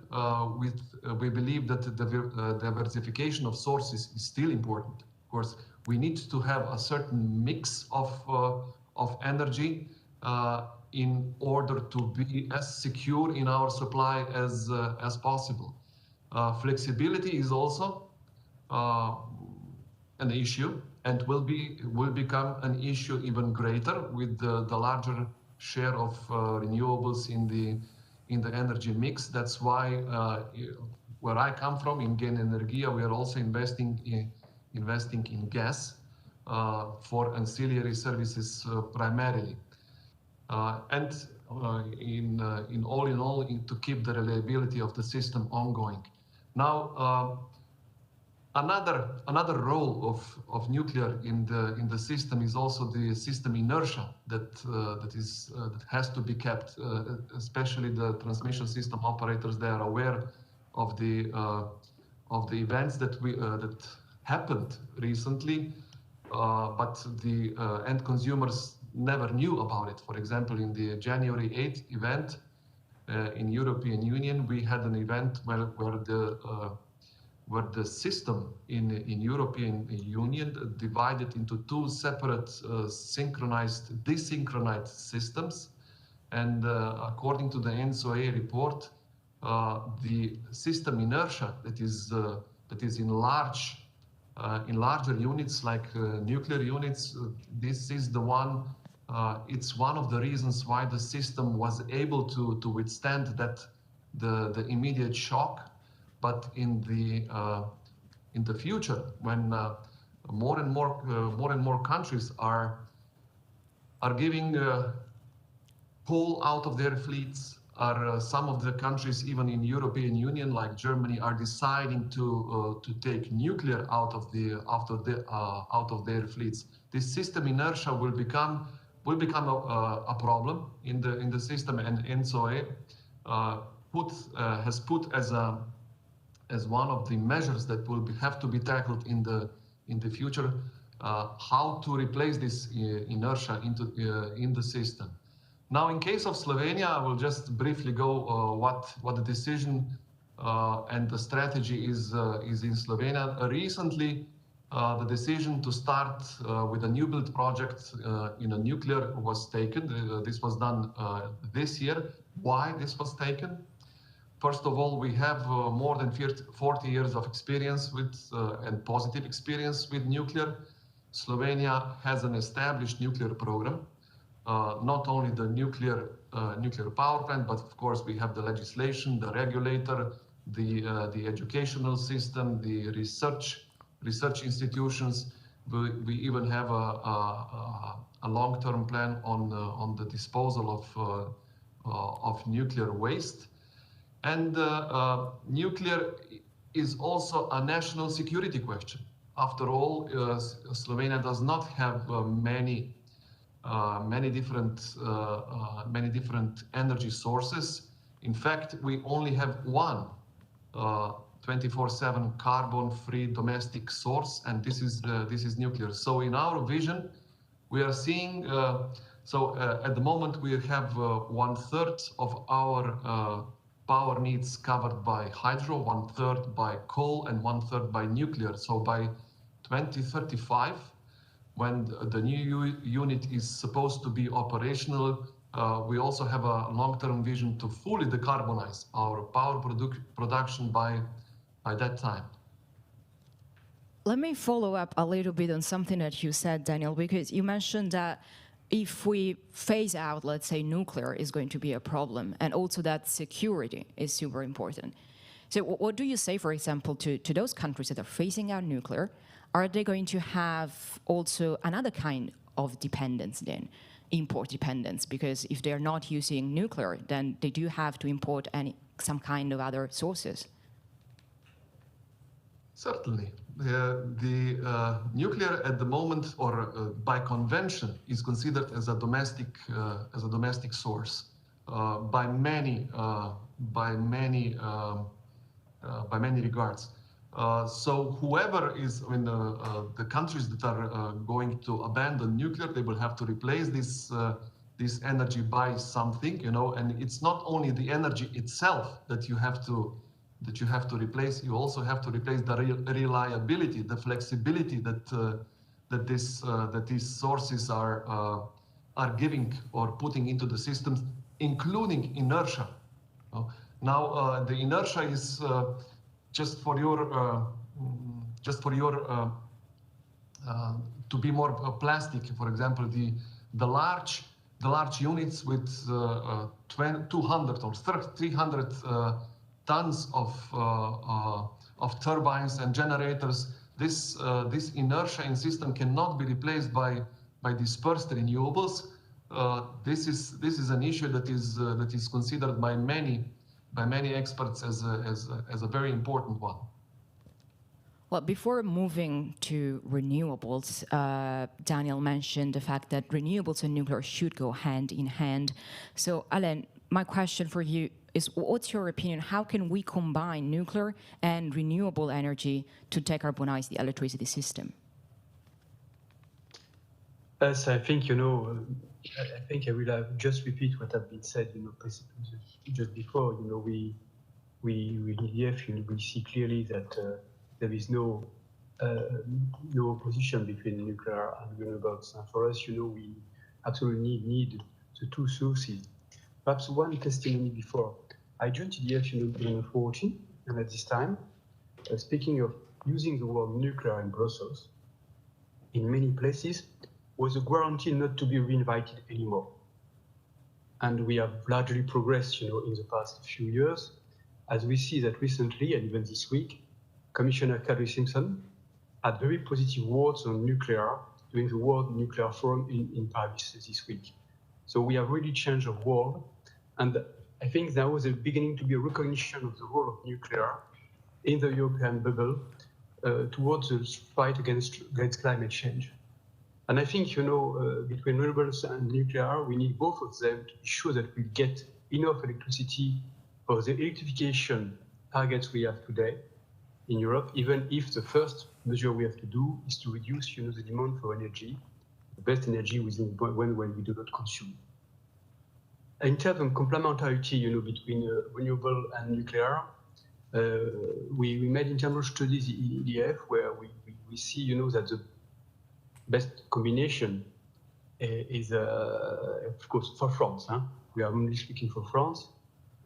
Is a combination, of nuclear and renewables, which leads, to a lower cost than pure renewables, and also to a situation where it's possible to develop renewables. We must anyway, increase largely the volumes of renewables to be deployed in any scenarios we have. And this is something which is the first call we have, in our company, that we need, the help, of member states, especially in France of our own state, to be sure that we can have enough places to install the solar panels and the wind farms we need for that. And we have a real permitting question on this, if we want to be serious, about the targets of 2030 and the long-term decarbonization process we have in Europe.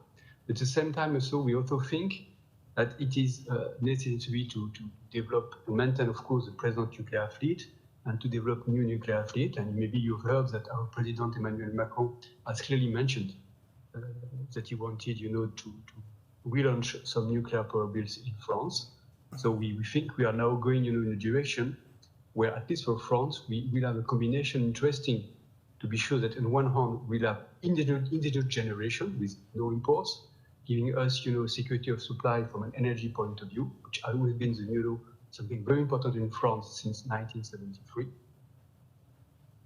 And I think, there is no opposition. We will have to build together on two arms, these two pillars of decarbonization and electrification of Europe. Well, for sure, France is a little bit luckier than some of the Central Eastern European countries because already has some, more than some actually, nuclear units. We will go then later today, we will talk also about how much does it cost to build a nuclear unit and the lifespan of a nuclear unit.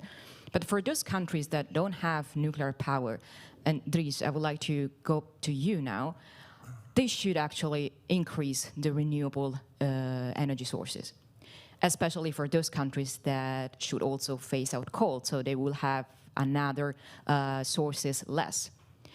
But we have seen before during the REC presentation that countries have a very late phase-out date, actually.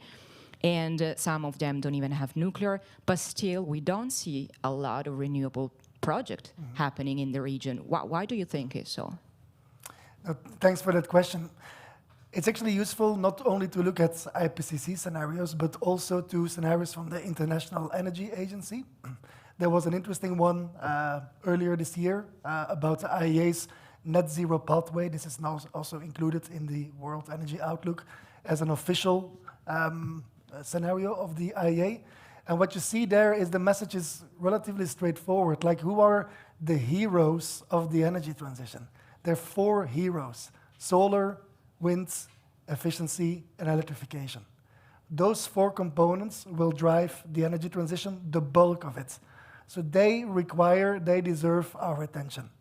There's other solutions as well, of course: nuclear, CCS, hydrogen, everything plays a role, hydro, bio, I can continue. But the bulk solutions are solar, wind, electrification, and efficiency. So I just sometimes ask myself, it begs the question, why are they not getting the airtime, the political headspace, the investment focus that it deserves also in Central and Eastern European countries? You mentioned it yourself. If I look at the NECPs of some of the countries there, it's a diverse picture. Yeah? Central and Eastern Europe is not one monolith. That's the last thing we should assume to say. But generally, the levels of planned renewables, solar and wind, are extremely low. In some countries, almost inexistent. How is that possible? Certainly when you consider that the cost reductions of those technologies have been 70, 80, 90% in the last 10 years. The cost of nuclear have been plus 26%. Yeah. It's not an ideological statement, it's just a reflection.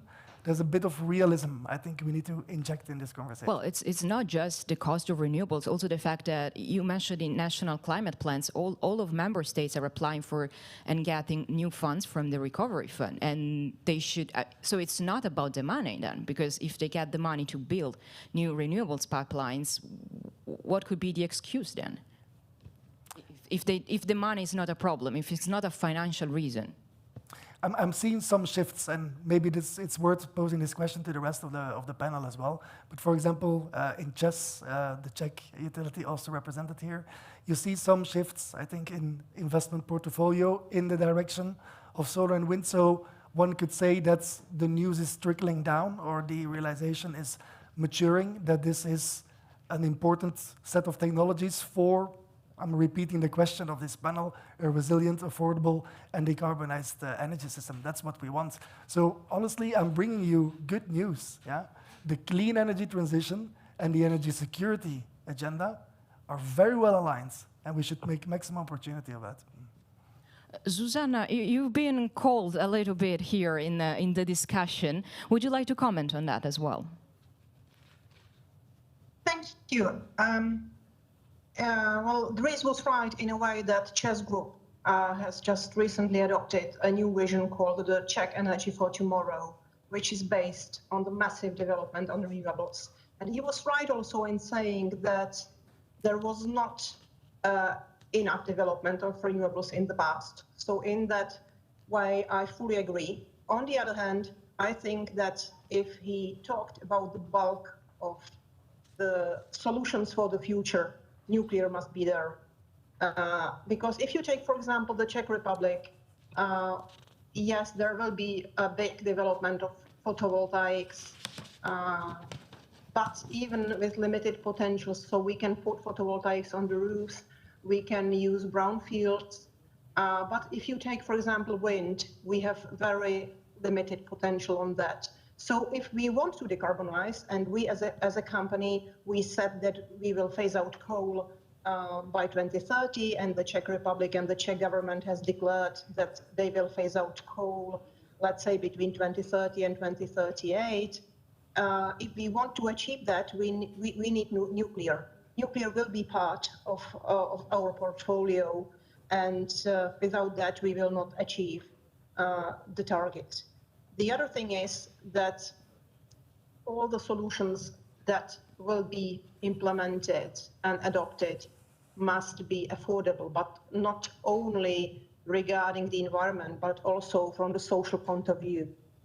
If you take the current situation, the price increase of electricity, a huge or massive increase of vulnerable customers, all the transformation, decarbonization, and the whole implementation of Fit for 55 must deal with the social impact of the legislation. So not only kind of taking into account the natural conditions of each and member states, technological neutrality, but also taking into account social impact and having enough financing to tackle the social impact on the customers. But not only to the customers, meaning consumers, but also taking into account, for example, that the Czech Republic is a heavy industrialized country. So the industry needs time and needs flexibility and needs financing to transform itself to kind of decarbonized future. Thank you. Dries, I'd like to go back to you actually about the coal phase out, because we have seen some dates before EDREC, and actually, if we think about, for example, a champion of coal phase out, which was the United Kingdom, it took them 100 years to get where they are right now. And I mean, the later these countries start with the coal phase out, the later they can achieve the goal. I mean, 2030 is basically tomorrow. So why do you think they are delaying this date? Why do you think they're not using this as an opportunity to actually exploit renewables? I think the coal exit conversation in Central and Eastern Europe, and actually across the world, has advanced quite well and quite remarkably. It's not an easy task for historic reasons, for energy share reasons, but we've seen that the policies of the European Union, especially around the carbon price and the ETS, are starting to give that signal louder and clearer than before. I think we've hit 80 euros per ton for CO2 only this morning. So in that sense, we're moving into a space where a coal exit is about economic rationality and a move into renewables as well. You were talking about the example of the UK. I think the UK has accelerated enormously their coal phase out only in the recent years. So not sure what 100 years reference is about, but I think it's actually a really good example to look at, because it's about an industrialized, advanced economy doing this and actually looking at the opportunity, and in parallel to a coal phase out, build an offshore wind program. And it's that dynamic that I think is really interesting. They have reindustrialized regions of the UK, have revitalized harbour towns around an offshore wind agenda. So there's a really strong jobs and growth and industrial development opportunity in big-scale renewables that I think is very relevant for Central and Eastern Europe. Thank you. We will look at that. So let's now move to the second aspect of this panel discussion. So we talked about decarbonization. Now let's move to the most crucial aspect of all, which is resilience. Because sometimes if we rely too much on wind and solar, then we have some unexpected events that lower the use of wind and sun. Or if we rely too much on gas, for example, then there can happen some unexpected events in the pipeline infrastructure. So I would like to hear now, Rolandas, your point of view from a specific project, which is the synchronization of the Baltic states with continental Europe. Okay, thank you. Actually, the synchronization of Baltic states and also Lithuania with continental Europe will integrate us into the European networks. So currently we are working in the old eastern part network. It means we are connected to Russia and Belarus. And Baltic countries are still working in the post-Soviet electricity system. So we're working towards the integration. But this integration will change. It will change a lot. We will get new rules. We will start monitoring and controlling our frequency, and we will start playing according to the European rules. Currently, we already have introduced a lot of the market regulation and European directive regulation in our country in the electricity sector and in gas sector. So this event should happen quite soon, year 2025. So this is a time for the desynchronization. And also it brings us a challenge as a system operators. We are thinking about how much of the renewables we can integrate into the system, how our system will work after the synchronization when we will be less interconnected compared with the today's situation. So for the necessary market capacities, we're building new interconnections like Harmony Link to Poland, 700 megawatt HVDC connection, which should help the market. And also we are thinking about other smart solutions which should allow us to integrate more renewables. And why we're talking about renewables? Actually, Lithuania has no any other option. We are thinking about only two directions in generation: renewables and storage. What kind of renewables? If I would like to specify, what kind of renewables are we talking about for Lithuania? For Lithuania, currently we have not a lot of the renewables. It's probably 600 megawatts of the installed capacity and a lot of in the pipeline. So within 10 years, the size or the capacity of renewables should, or we see already plans in the pipeline that it will increase 8 times minimum. So 1 gigawatt solar, 2 gigawatts onshore wind, 1.4 approximately gigawatts offshore wind. So total in total 4.5, 4.7 gigawatts of the renewables. And this is a bit more than, if you talk only a bit about capacity, a bit more than the consumption of Lithuania, because our consumption is growing, but we have about 2,000 megawatt peaks in the consumption. So it means that we should rely on the network, we should rely on the solutions. And by installing these renewables, mainly wind is the driver, onshore and offshore wind. Our network operators, they think about, as you call, ancillary service or the network service. So it means we should invest and demand from the market more reserves to keep system running. So reserves for the capacity, reserves for the frequency restoration. And also we have made some studies and investigations, and we have found out that if we rely more and more on the renewables, and we are planning to generate all necessary electricity in Lithuania from the renewables, there are at least 2 months per year when we lack generation. So we need somehow to bridge this gap. So the storage, long-term storage is really very important. Currently, Lithuania has very good, very well-developed hydro pumping station, which can supply half of the day of peak demand of all Lithuania. So definitely there will be new additional investments in that storage.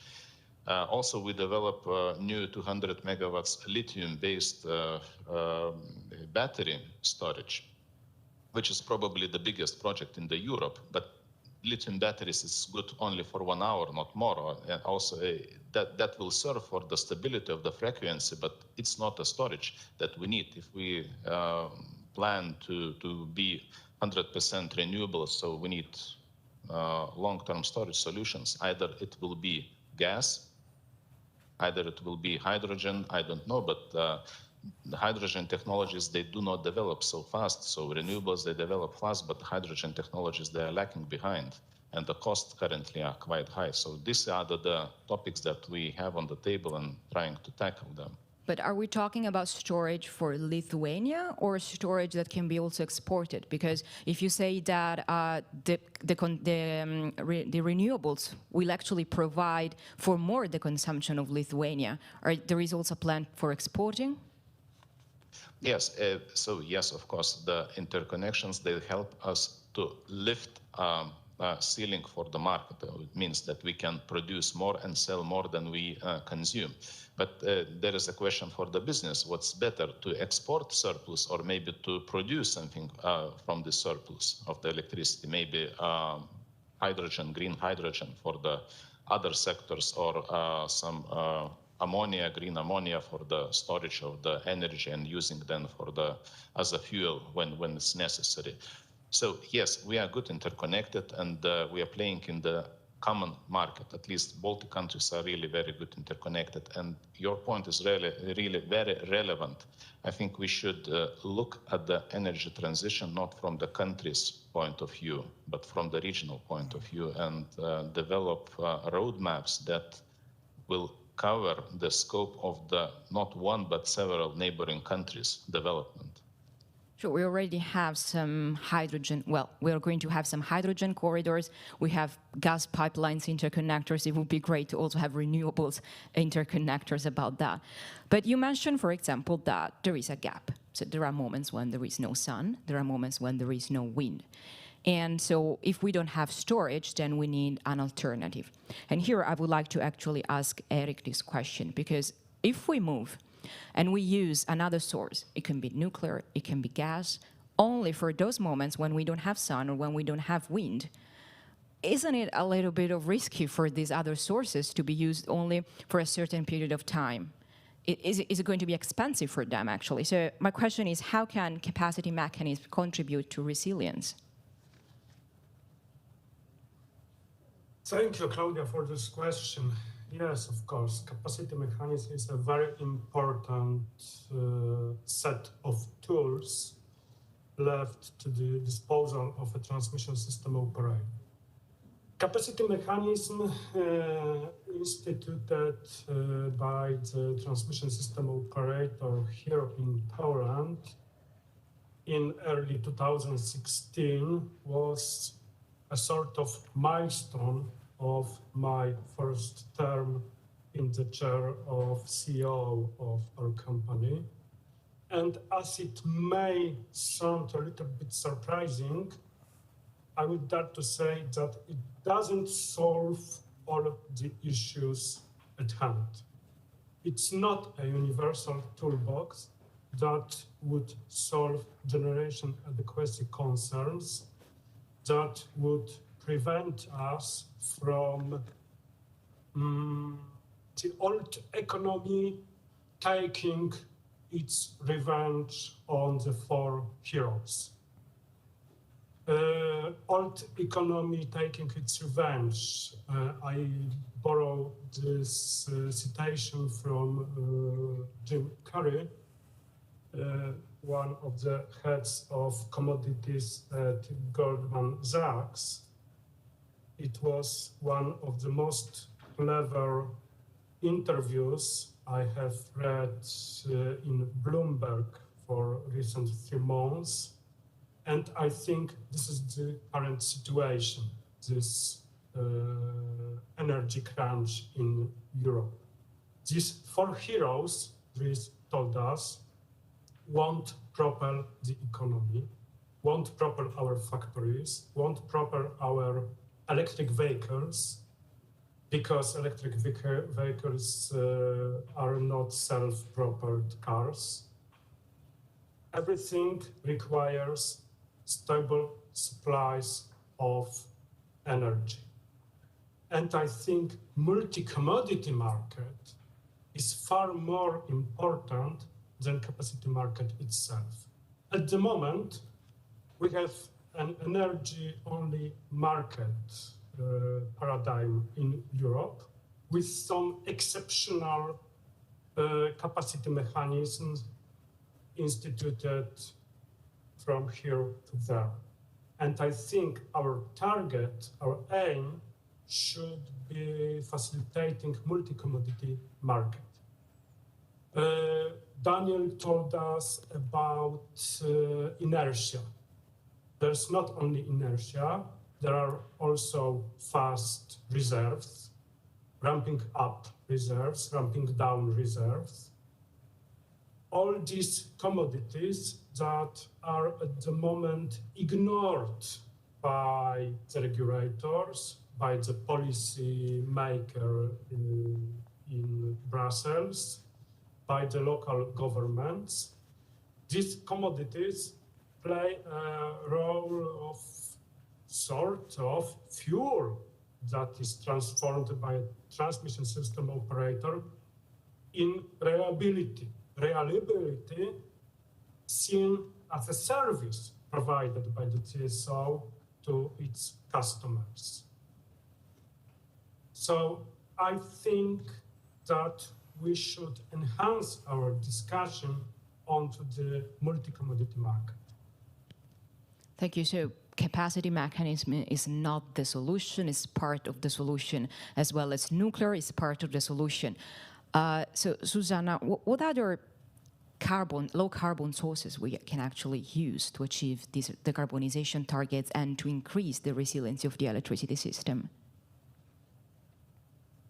Well, certainly there are, well, at least two, but perhaps a wrong introduction from myself. I think that we should use all low carbon resources that are available or will be available.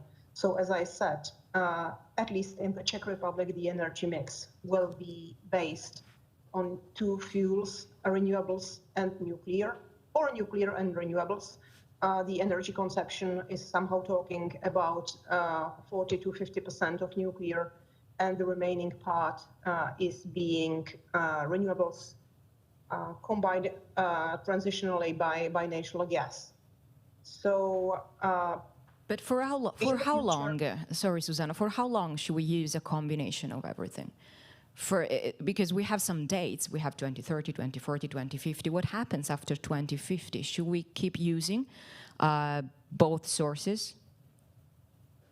Well, I think that there are parts of the market where for the time being we don't have a fully low carbon solution. If you take, for example, the central heating system that exists in some member states, including the Czech Republic, we have still 3.5 million people connected to the central heating system based on coal. So if we will phase out coal, that's what we say, and we have committed ourselves to phase out coal, it means that we have to replace the coal by something else. We can do it by natural gas. Transitionally, it will depend on sustainable finance and the taxonomy issues. Then we will use renewables, waste heat, and nuclear even for heating. But probably there will be other solutions in the future, such as hydrogen, CCS, CCU, and other options. But again, the question is if these technologies would be kind of commercial viable or will need a kind of public support and how much it will cost. Because if you take the Czech market, we don't have any capacity mechanisms, any capacity reserves, but majority of member states do. So if we are talking about an energy-only market, does it still exist or not? And actually, what is the current market design existing in the EU? Again, I must repeat that we should use all low carbon resources that would be available. But if it will be the year 2050 or 2040, and we as a company, we said that we will be carbon neutral by 2040 at the latest, but for some parts of the market, we don't have the immediate solution now. So we will see how the different technologies will develop, how the prices of different technologies will develop, and then we will transform the energy market in the Czech Republic. But what is for sure that we need a huge financing for that. So we are happy that we have the tools like Modernization Fund, Innovation Fund, and other different options, Just Transition Fund. And really, these kind of tools will be needed, at least in Central and Eastern Europe, to meet all the deadlines and to achieve the targets set by the EU legislation. Another important word that we've mentioned several times is energy security. Dries, how can resilience actually improve the energy security in Central and Eastern Europe, which is quite an issue right now, very debated?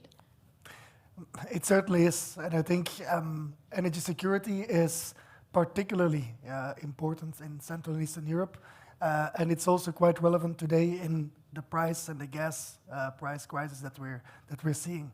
So I think there's an opportunity, there's a leapfrog way out, in my opinion, And as I mentioned before, I think it is time to understand and to fully embrace the fact that a lot of the clean energy transition and the whole family of technologies that we're talking about here actually strengthen our energy security. So these are aligned agendas. We all know Russia is playing games with us. So it really begs the question, how long do we still want to subject ourselves to that? When are we going to take back control and protect our economies and our citizens from this volatility and this politicized gas import situation? So I think it's quite relevant in the transition. There may be a role for gas, certainly talking about CHP, district heating, that's a difficult area to phase out coal, but you really do not want to jump too far in the gas pathway, because then you're hitting other issues that we also want to get rid of from an energy security and decarbonization point of view. Well, energy is all a geopolitical game, so for sure everybody is playing something. But this is for another discussion, maybe. So let's move now to the technological part, because if we talk about nuclear renewables, and then there is technology, and technology can actually belongs to everybody. So Alain, I would like to hear your point of view on what's the technological status right now. For example, battery storage. We mentioned lithium-ion batteries, or we have another important technology right now, which is small modular reactors. What's your take on that? What are the main challenges for a full development of these technologies? Yes, thank you. Perhaps one thing before I answer to a very interesting question. Sure. Greece has described, the situation in UK very positively. But what I would like to add that UK has made the choice also of new nuclear. We are presently building 2 nuclear power plants in UK, and they are planned for others. So UK is an example, where the choice is really a combination of renewables and nuclear. Regarding, technologies you mentioned, I think if I stay on nuclear, there is an option, for the end of this decade, which is a small modular reactor. We have presently in the world a huge development of plenty of projects of small modular reactors. Of course, all those reactors must respect, the post-Fukushima security safety test. And we think, this small modular reactor can be very useful for replacing, for instance, present coal power plants, depending on the size of the networks. And in France, especially in EDF, we are leading, the project New World, which is a small modular reactor of 342 megawatts, which is made of two small units of 170. And this is led by EDF, made with the rest of the French nuclear industry. And we just opened, an advisory international committee with Finnish people, Italian people, and with also American people to be sure that we are really developing that in an international context. But we think, this SMR will be part of the solution once they will be clearly developed, I guess, we hope by the end of this decade. And they will certainly be an addition, to the big EPI units we are presently developing. I would like to move to something fully different. It's on the demand side, and especially in the sector cooking. So I will not speak of power to gas. My computer is full of reports on power to gas. I've started to mention another sector cooking, which is really important, which is power to transport. We should have in the future, millions of electric vehicles in Europe with batteries. Usually, a car is parked. So it means that if cars are parked and connected to the network, it's possible to use their batteries to store some electricity. And the best example is to have in mind, let us be in 2040, it's a sunny day, in summer, you have plenty of PVs. And these PVs, generation is too high, so there's an excess of generation. And it's very simple to store this excess of generation during the day in the batteries of electric vehicles and to reuse it at the end of the day during night.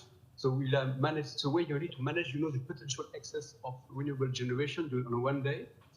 And we think, if you look at the volatility of wind farms and PV on a daily and weekly period, it's certainly possible to rely heavily, on these batteries of electric vehicles in the future to manage, this intermittency. I don't speak here, of power to heat, which is a solution, especially at domestic customers, to use, their water tanks to manage largely also variation of intermittency of renewables. This is, it works, and we have done it in France for now 30 years, not with renewable, but with nuclear. So it's perfectly possible to use, massively domestic customers within the system as part of the solution. As we were looking at the UK for the coal phase out, we can look, of course, also to France's experience and what the country has to teach to the region. Daniel, what's your experience in Slovenia about small modular reactors? As you can probably guess, Slovenia, with our limited resources, of course, in the first plan, we are devoted to the projects or the designs that are proven, that are resilient, the designs that have been already economically that are already economically and commercially viable. Now, with small modular reactors, this is also a very important topic. Why? Because it is a part of the nuclear renaissance that we are seeing all over the world. First of all, there is it's part of the story that consists of long-term operation of the existing power plants. There are the new builds all over the world, the new designs that we are seeing, for example, in generation 3 plus, and generation 4, where the small modular reactors are positioned. The important is built into this research and development of nuclear that is necessary for the future perspective of nuclear. And in order then to gain the best people, the best, to make the whole thing interesting for the young engineers, interesting for the young employees, especially in the energy sector. Now, in small modular reactors, we are seeing more than 60 projects or different designs ongoing. It's similar to, for example, the new providers of generation 3 plus, where in the last 10 years we have seen more than 10% or 20% of new designs being available on the market. The positive impacts that we are seeing with SMRs, the small modular reactors, are both in the safety and economic aspects. Now, in safety aspects, what we are seeing is that the small modular reactors, they are showing smaller exclusion zones, and especially the ability to cool through natural circulation.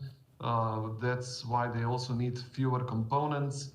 And this less components and modularity then translates into improved economy. But of course, all of this will have to be tested and proven in reality to become commercially viable. So, for example, in Gen Energia, what we are carefully monitoring what is the progress of small and modular reactors, but as responsible. As being responsible for the security of supply and for the project being built within the time frame and budgets, by lowering the risks of those two, we are at the moment, of course, more looking into the commercially viable projects where PWRs in generation 3 plus and similar projects are at the moment. I like this word, nuclear renaissance. It's a very nice combination. The last question about technology will be actually again about storage. And Roland, as you mentioned before, also, for example, lithium-ion batteries, and there are the limits.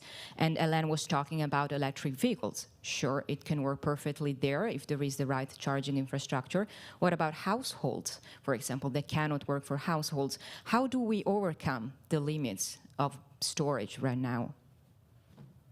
So it's a very interesting question, and I think, just talking very generally and honestly, that there is no currently the technology that we will use in 10 or 15 years. So something new should be developed here.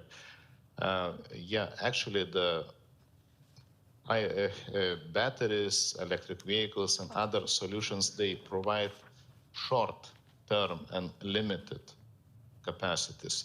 Demand-side response, I have seen some figures from the studies, is also quite limited. So we need something large, industrial scale.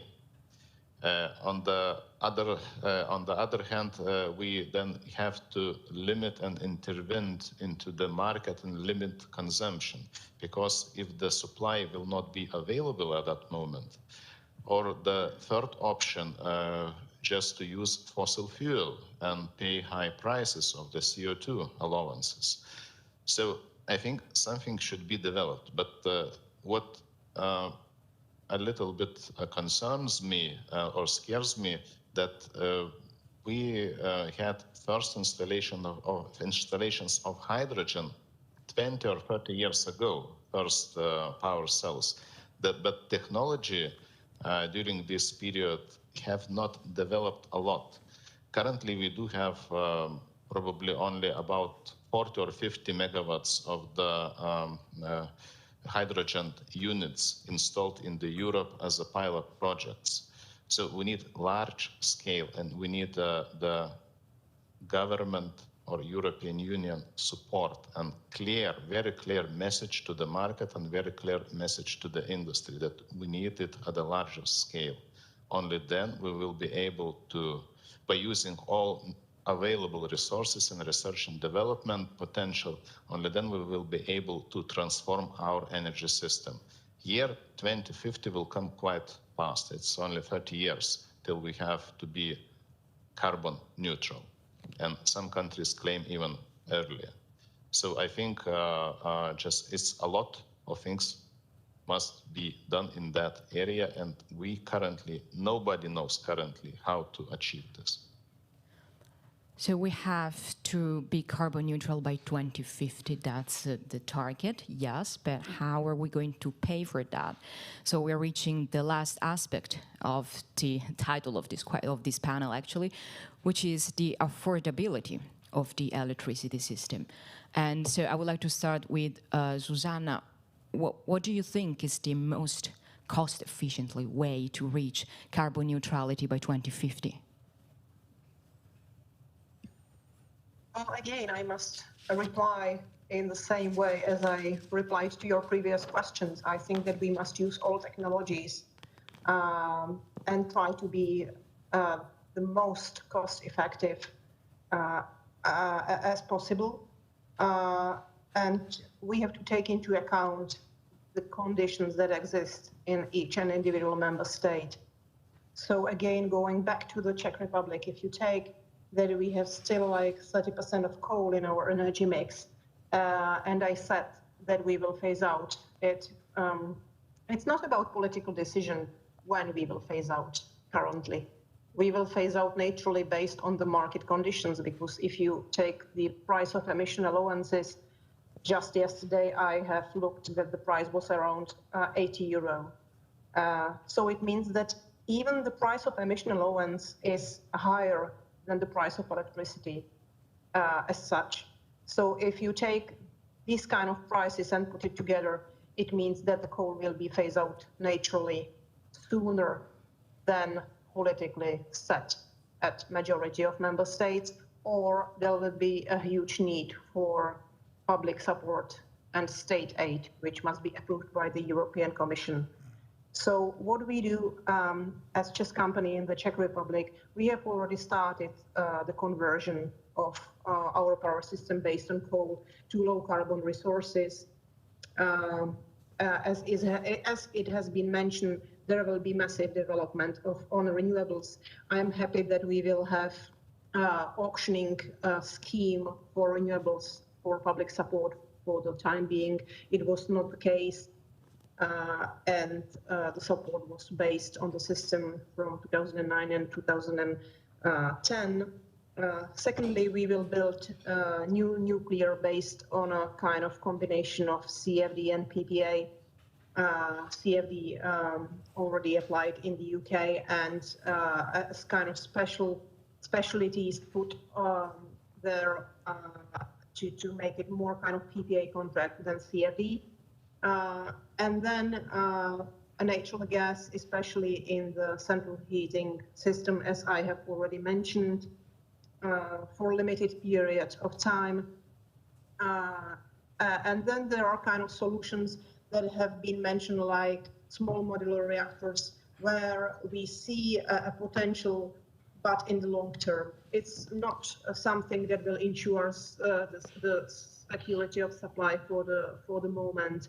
So we have to tackle how to replace coal, how to replace for the Czech Republic the existing nuclear units that will be coming to the end around 2045. And then, I mean, there will be certainly hydrogen solutions, storage solutions. But again, my fear is that all these kind of things will need, or at least need for the time being, a kind of support, even investment state aid or operational state aid.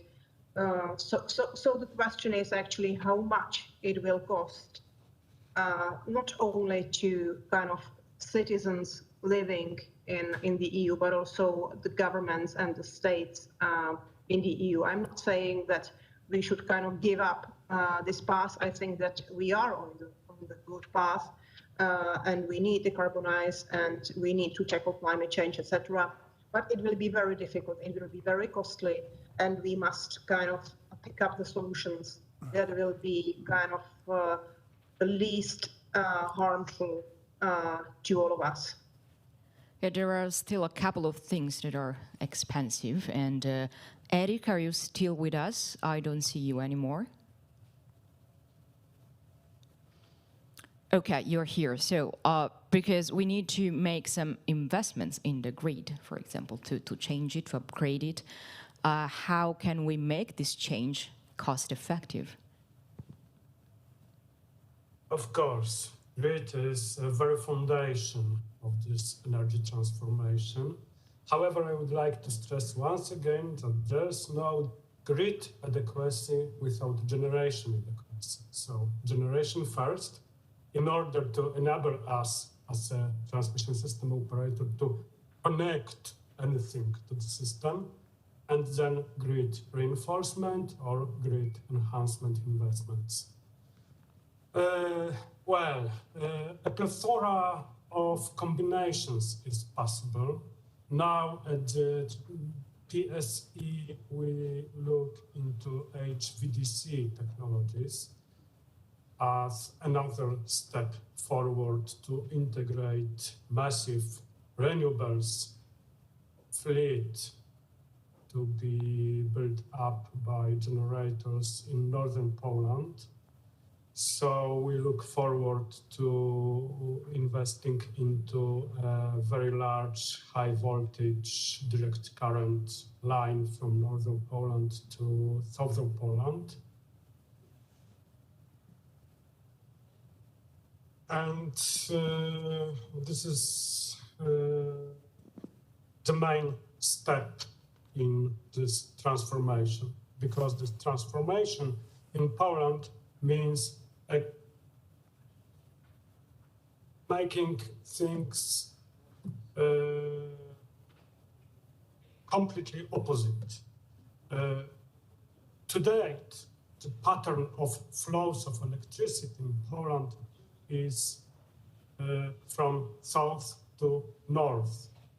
And then we will have to convert it into completely opposite direction. So this is an example of challenges that the grid operators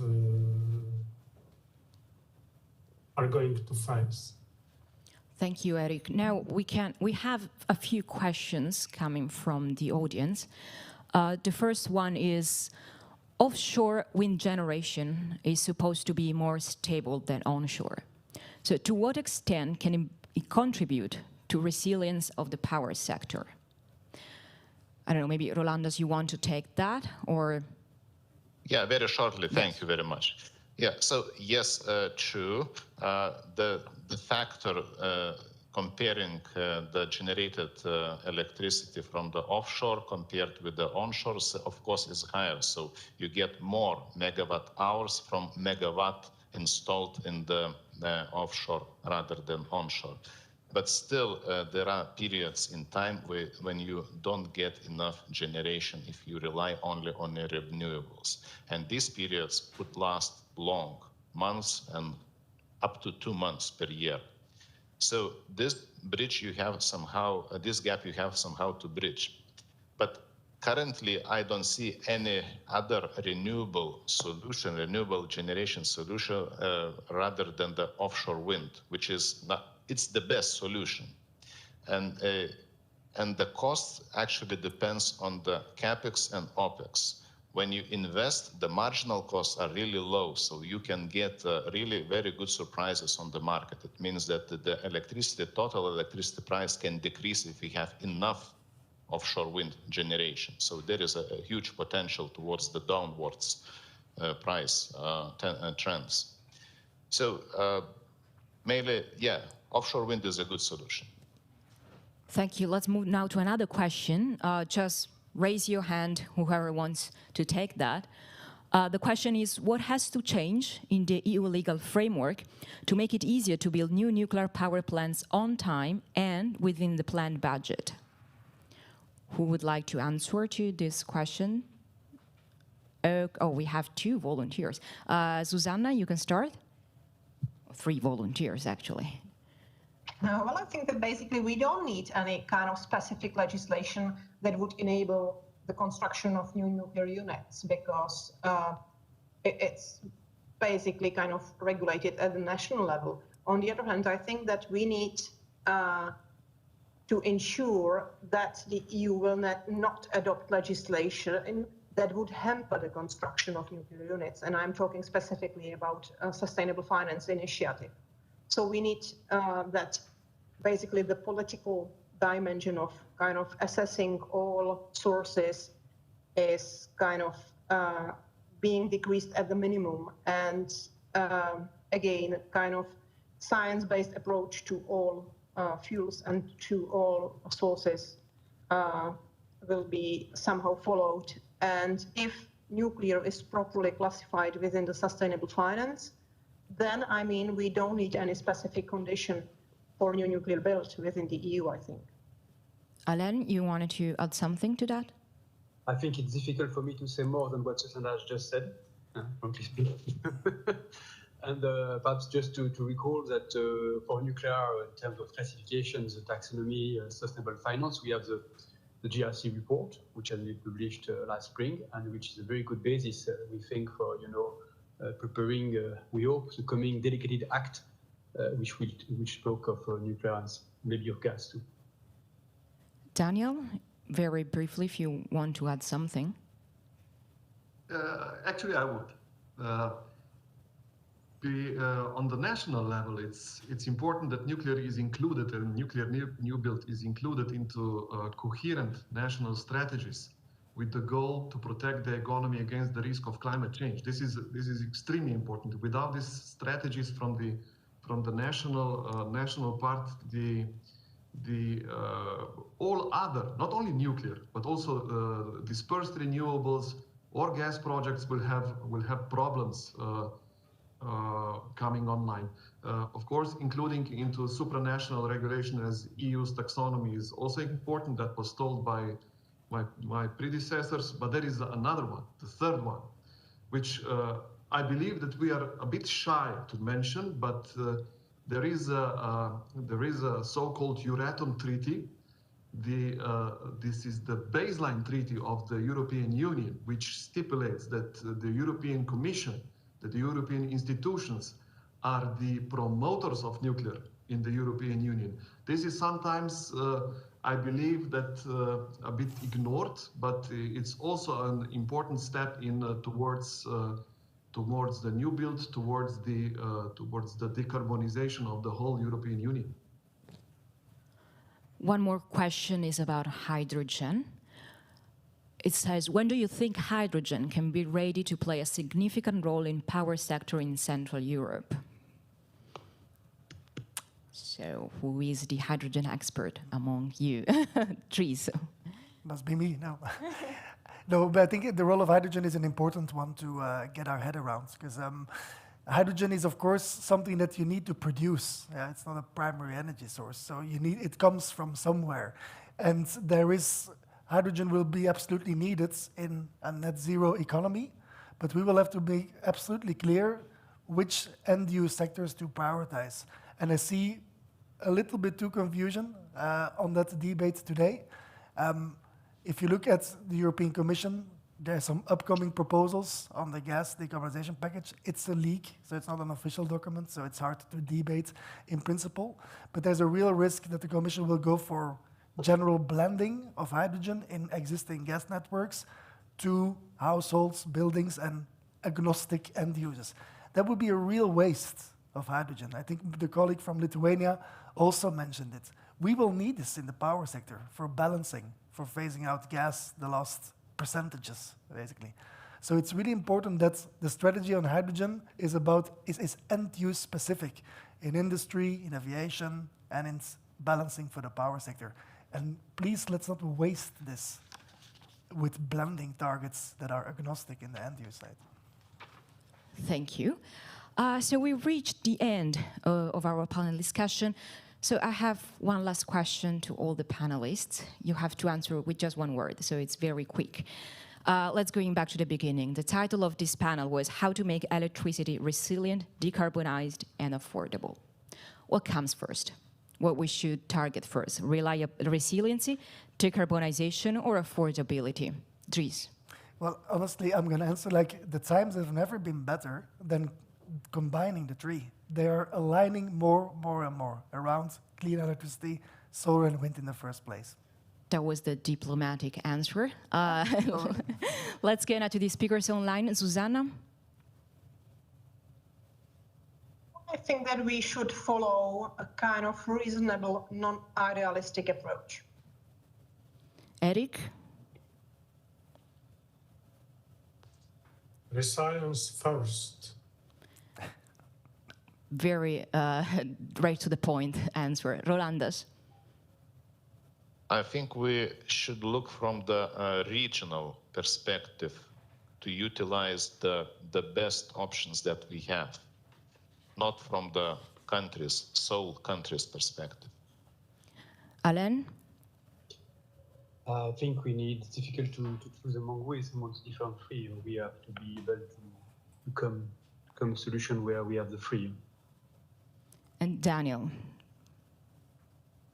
It's a difficult question, but I will choose one, and I will agree with Eric. It's the resilience, namely because when you are out of electricity, the only thing that you want is to have electricity. At the end, doesn't matter from which source it comes. Okay, thank you very much. So thank you to all my fellow speakers for this interesting discussion. And now we're going to have a lunch break for 1 hour, and after that we're going to listen to another panel discussion about the role of gaseous fuels in the energy system's resilience. So see you here after 1 hour. Thank you. Thank you. Thank you. Bye. Thank you, bye. Thank you. Bye-bye.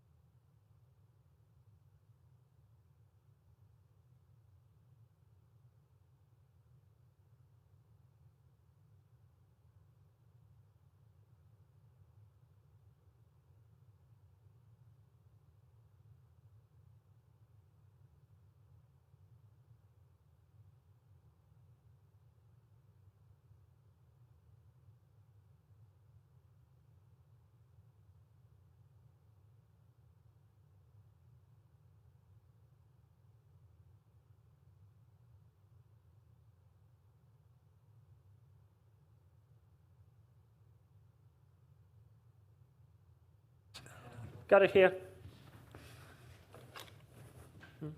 Perfect.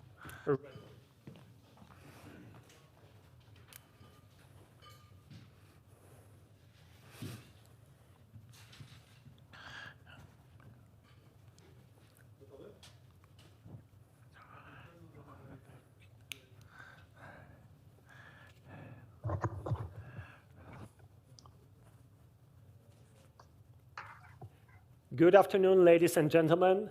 It's Central European Day of Energy, another part after the lunch break. Welcome back.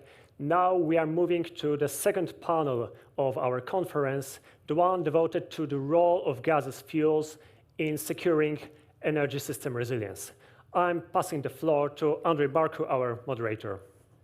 Thank you very much, Jakob, and thank you for inviting me and giving me the opportunity to participate in this very interesting and timely event, and also having such a distinguished panel. So my first job is to introduce the panel, which may test my linguistic abilities. So if I go wrong, don't blame me. But first, that is easy. Jörg Zachman, who's a senior fellow at Bruegel. Good to see you again, Jörg. It's been a while. The second participant is Jakub Psikorovic, who is at the Gas System SA, followed by Nenuma Zbigniew, the CEO of Amber Grid, Ralf Wesel, Secretary General Eugene and EU Turbines, and Dimowir Fliss, Project Manager on Hydrogen at Agora Energiewende. So thank you very much all for participating today. This is a timely moment. We are entering into a winter, and there's a lot of discussion about the resilience of the energy systems in Europe. We are also in the middle of somewhat of the disturbance in terms of prices, but really, if you read the Financial Times, if you read other press, there's a lot of talk about the resilience of the energy system this coming winter. So obviously that is making a lot of people nervous. But this is not only about this winter. This is about, in general, this is about the long term, because energy is not a short-term project. Energy is what drives our economy, what drives our lives. So I'm inviting the panelists in the order that I mentioned. So first of all, I'd like to ask Jörg Zachman, what is your view? I think you've been an observer on the flows from Eastern Europe coming into the EU. Your views or how these flows are contributing or detracting from the energy resilience in Europe, and any other thoughts that you may have. So Jörg, you have the floor. Yes, thanks a lot, Andrei. And yeah, unfortunately, I couldn't be in Brussels. It would have been great to sit together with you and discuss also after the event. Now, I would like to make 2 points. Essentially, one on the short-term situation and one a bit on the longer term.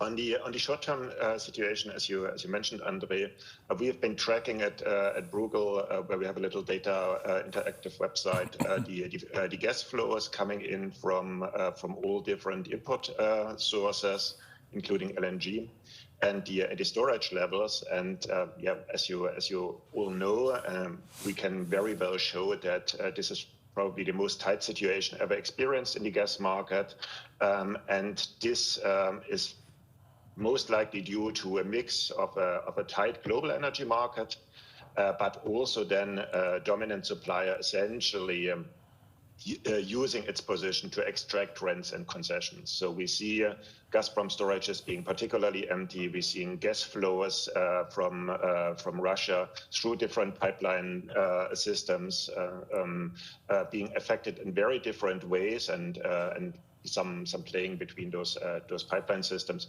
So it seems relatively plausible to assume that there is some strategic purpose here, and if it is only to kind of have higher long-term contract prices, which are indexed to the short-term spot markets. Now, what should Europe do? That's in the short term extremely difficult because having high prices reduces demand, and I think that's important in this situation. Having high prices attracts LNG, and we are seeing increasing LNG inflows, even though prices in other parts of the world are also high.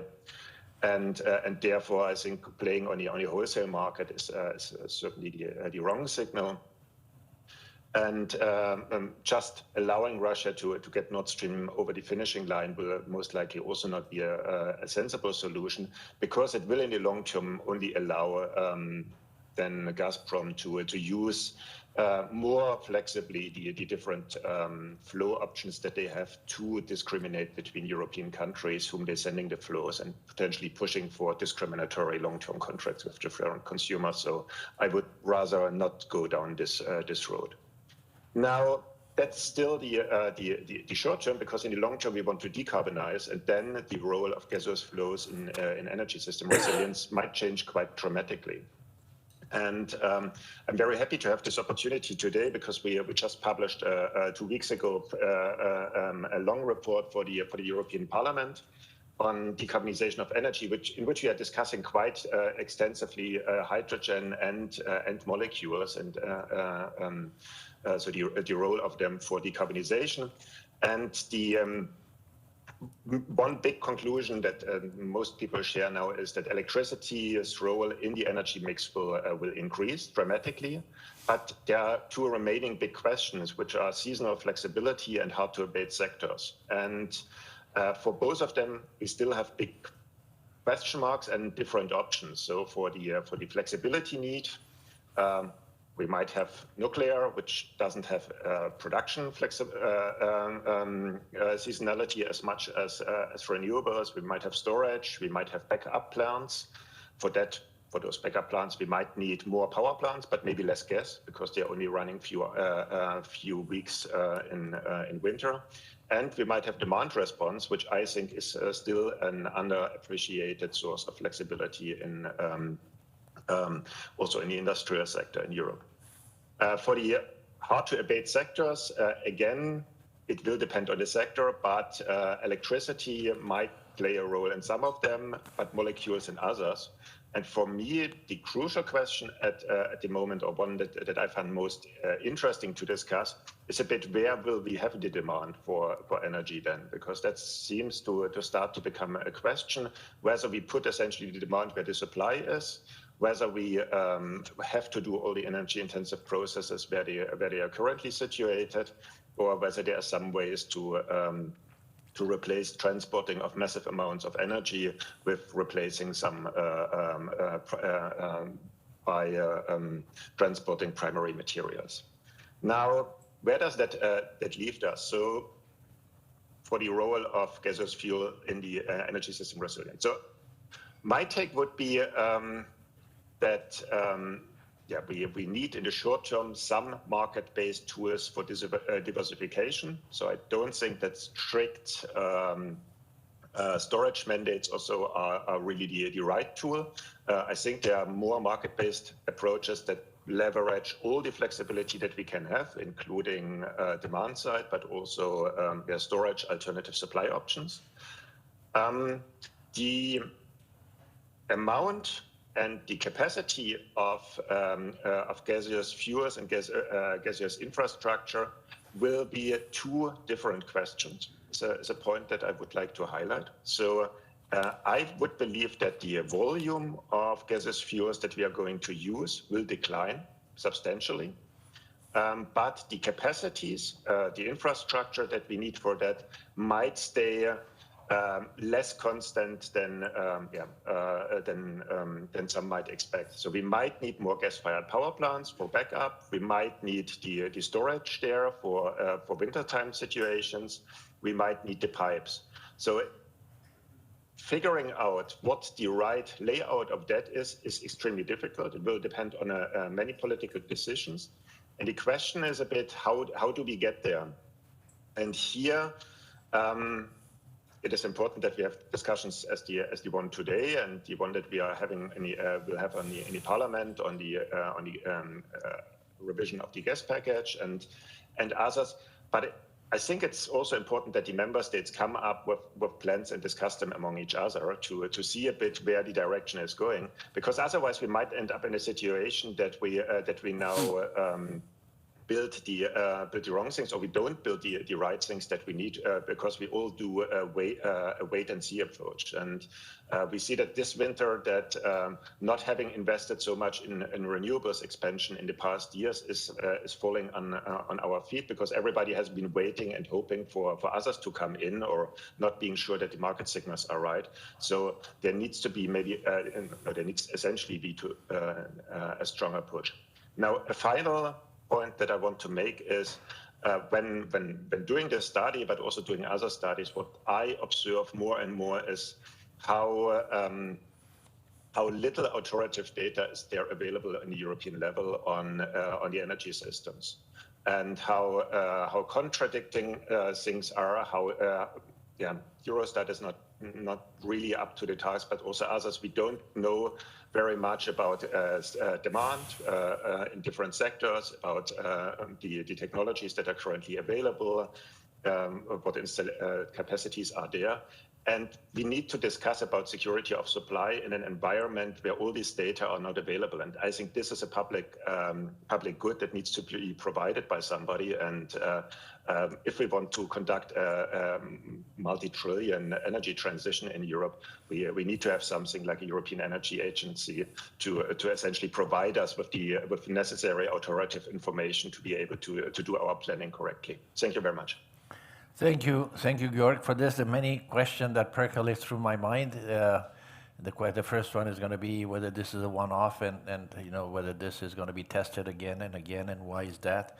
But let's now go to Jakub. And gas systems have been putting in place all new infrastructure, and that may increase the resiliency of the system. Jakub, do you want to give us some of your views, especially the contribution that this new infrastructure that's being put in place, but as well as how does this fit with the Green Deal?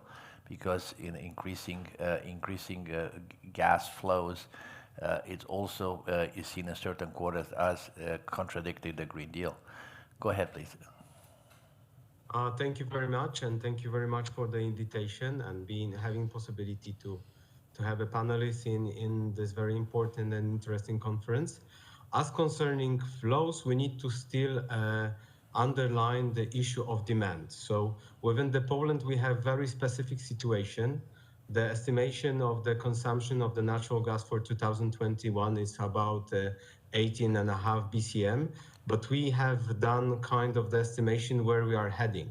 So we have very specific situation in Poland, because the demand for the natural gas will increase, and will increase a lot.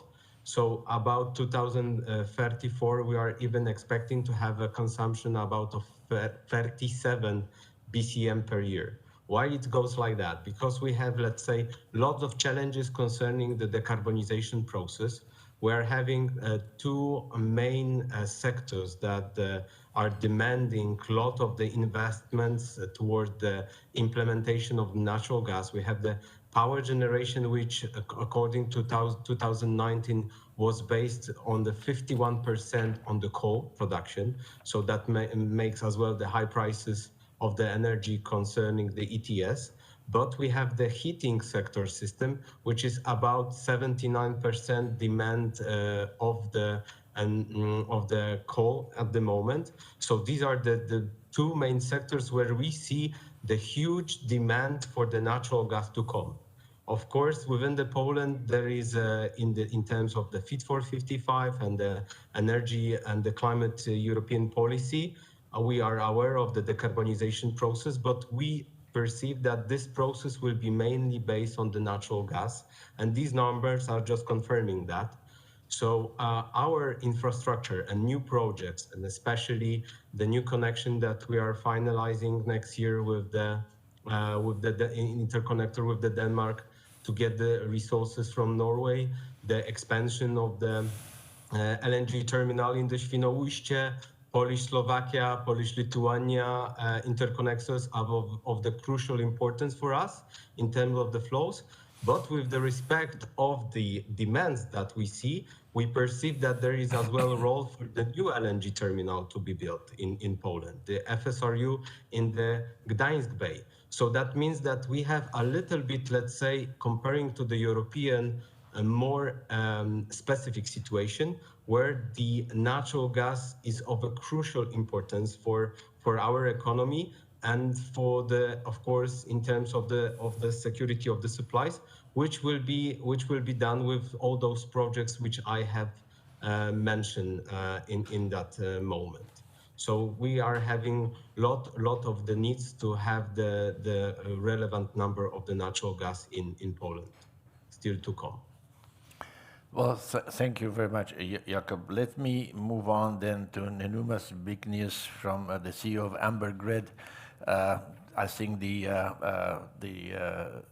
Secure Gas project is something that you have participated. Also, new pipeline were mentioned by Jakub. Can you give us some of your experiences with this project and what it means for the increased resilience of the energy systems in Europe? Okay, thank you. Thank you for having me here. It is really interesting to exchange the thoughts on the natural gas importance, especially in the times like we have now. I think that everybody feels the pressure from the market, evaluating the situation now of the prices, of the security of supply, of the expectations, what will be in the next winter. Are we satisfied with the situation that we have now in European Union in every particular country? So obviously, natural gas is strategically and extremely important energy source, and it shows this situation that we are now in. And yeah, gas is crucial for the energy sector stability. For some countries, like in Poland, it is crucial for strategic issues to solve the main questions about how it will be supplied the energy. So every country, of course, has its own points of interest, and every country has some specifics. Of course, we Lithuania, we are a northern country, and for us it is really necessary to have stable energy, to have a strong economy, to have heat and electricity for the economy and for the households. So we have made some decisions after the strong rise of the natural gas prices in 2008, 2009. So huge changes in Lithuanian heat sector were made during that time. So basically 75% of central heating now is produced from biofuels. And natural gas has lost its part of the market. So it might be some lessons learned also for the other countries, what happens with some inadequate market situation. But nevertheless, natural gas is covering peak demands. So that's why natural gas is very crucial, very important during the coldest periods and in the biggest cities to be supplied. Also, now we have very high electricity prices in the market. So natural gas helps to prevent the rise. Even if we take into account that some power plants that we have here in Lithuania are not very efficient, but they help to prevent and to make a barrier for further increase of electricity prices. Also, take into account that Lithuania consumes around 11 terawatt hours of electricity. We are consuming 25 terawatt hours of natural gas. So, yeah, it's really important for us. We are providing transportation to other countries additionally around 40 terawatt hours. So for us, natural gas sector is very important, and the things that are happening now, they are of course impacting our market and our company in particular. When we are talking about resilience, first of all, we have to take into account the national security and energy security. So diversified routes of supply, it is our main task. So we have, as you probably know, we have constructed a LNG terminal in 2014. So that's why we have alternative route. Now, together with our very great cooperation with gas system, we are approaching to the finish of interconnection between Lithuania and Poland, GIPL. I would say even more, it is interconnection between the energy island of Lithuania, Latvia, Estonia, and Finland towards to common European gas market. So this infrastructure is very important for us, and I believe it might be also important for Poland in the future to provide natural gas with some quantities also from Lithuania. The other issue, other aspect that our colleagues touched already, it is underground gas storages. So it's a very interesting observation in here what we have in our region. As you probably know, we have underground gas storage in Latvia. Yeah, in Chukan's underground gas storage, almost around 2 billion cubic meters.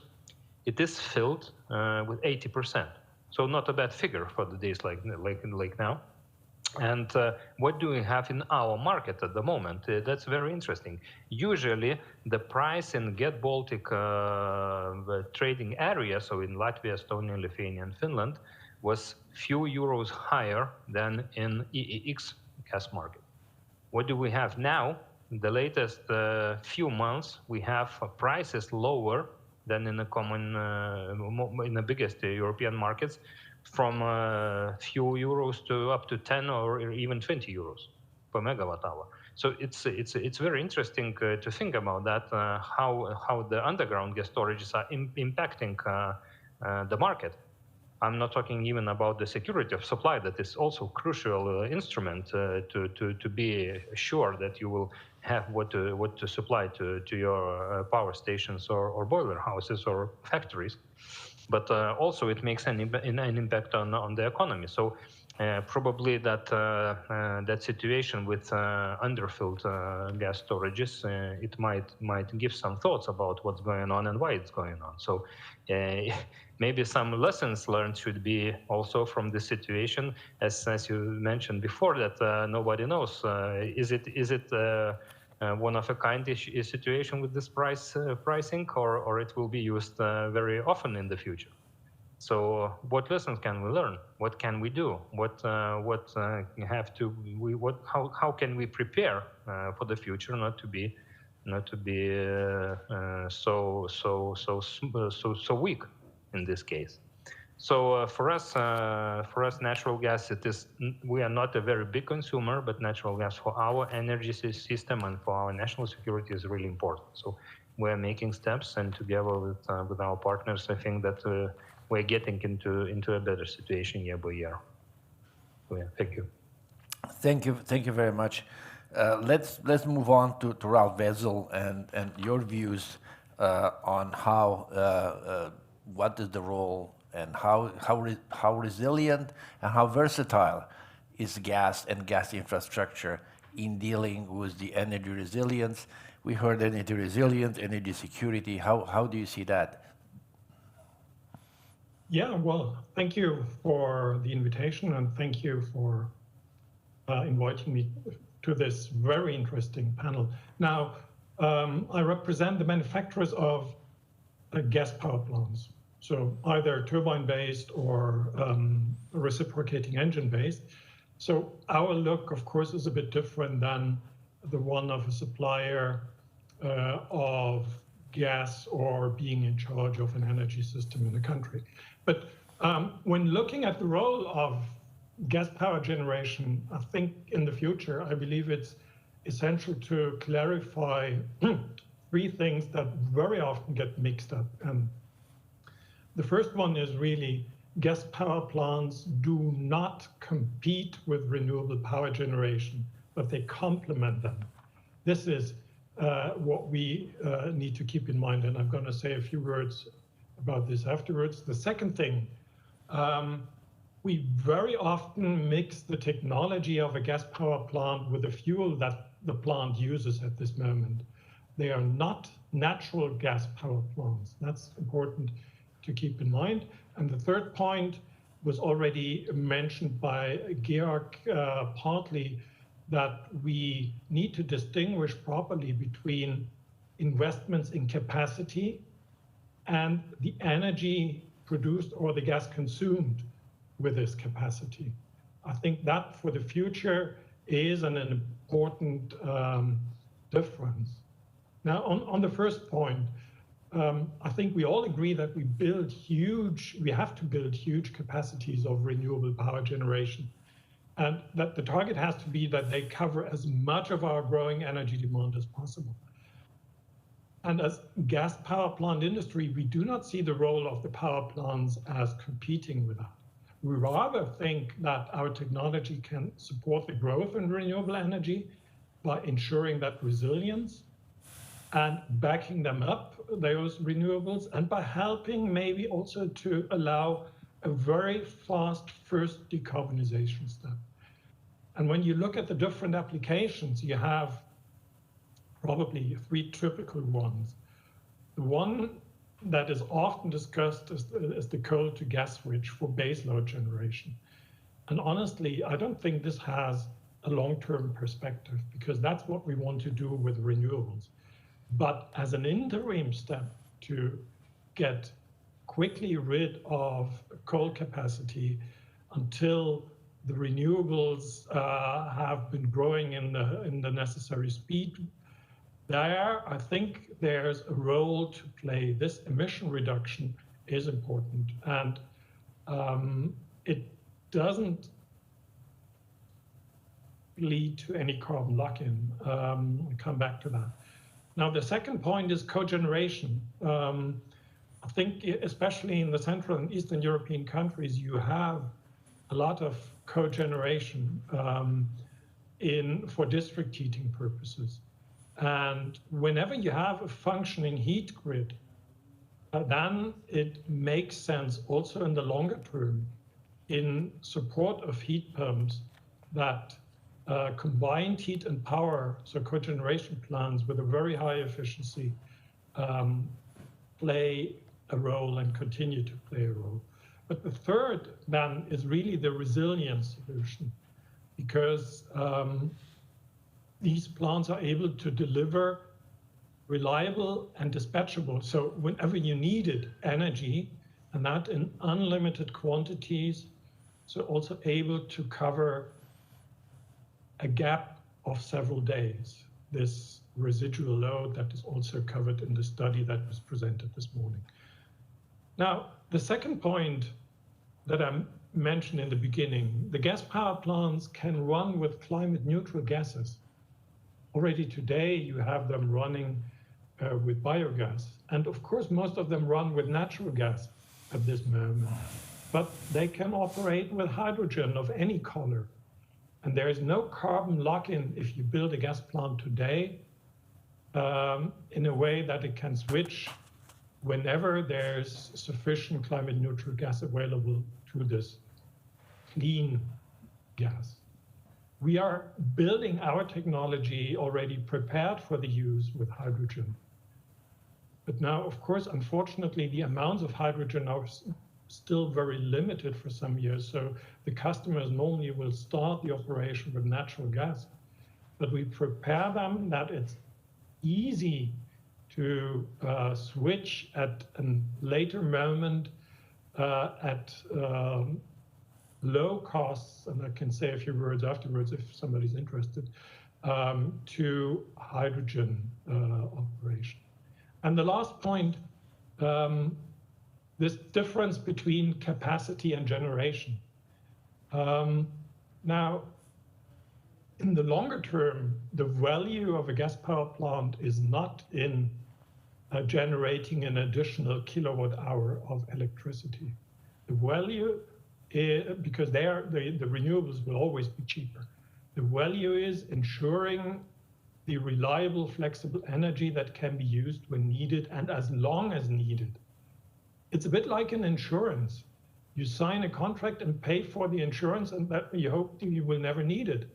But when you need it, you want it to be sure that it's there and it covers the full damage. And in this case, it's the full gap. So, and that may be high and it may be long, that gap. And that should be mirrored by the price we're willing to pay for gas power generation and other similar solutions. And we need to compare gas power generation with these other solutions like battery storage or demand response. But it's important to have sufficient backup capacity, whatever it is, because with growing renewables, more will need to be backed up. And on the other hand, we want to use it as little as possible. And if you look at, and I think that's kind of already leading to my colleague that will follow next, there was recently a very interesting study by Agora Energiewende for a climate neutral Germany in 2045. And their conclusion on gas power plants was that Germany would need 40 gigawatt of new capacity. So a huge amount. And they say that building that capacity is comparably cheap. Using it afterwards later with hydrogen would be very expensive. But to have that insurance by building that capacity, there they came to the conclusion that it's cheaper and more adequate than a lot of the other flexibility solutions that they have also evaluated. And I think here I would stop. Happy to come back, especially on the hydrogen readiness, if somebody's interested. Fascinating discussion. Thank you. Thank you very much, Ralph. Genevieve. Yes. Well, look, you're the last on the list, and your boss just got appointed to a fairly august job in Germany, so you better make sure when you're going to follow up and say, because he's probably listening. But in general, okay, you seem to be more on the gas. Agora has been quoted on gas, but you seem to be quite hung up on hydrogen. You seem to like hydrogen. This is what my notes tell me. I'm not going to tell you what they say about you, but they say that you like hydrogen. But in the end, there is a resilience also with hydrogen. How much is hydrogen to be used for energy? There are people making the case that hydrogen should only be used for hard to abate industries. So how do you see this? I mean, we may be opening ourselves to reliability problem on hydrogen as well. Yes, certainly. So you touched upon several things there. One of the things that we at Agora try to do is we try to find out what is the role of hydrogen in a future energy system.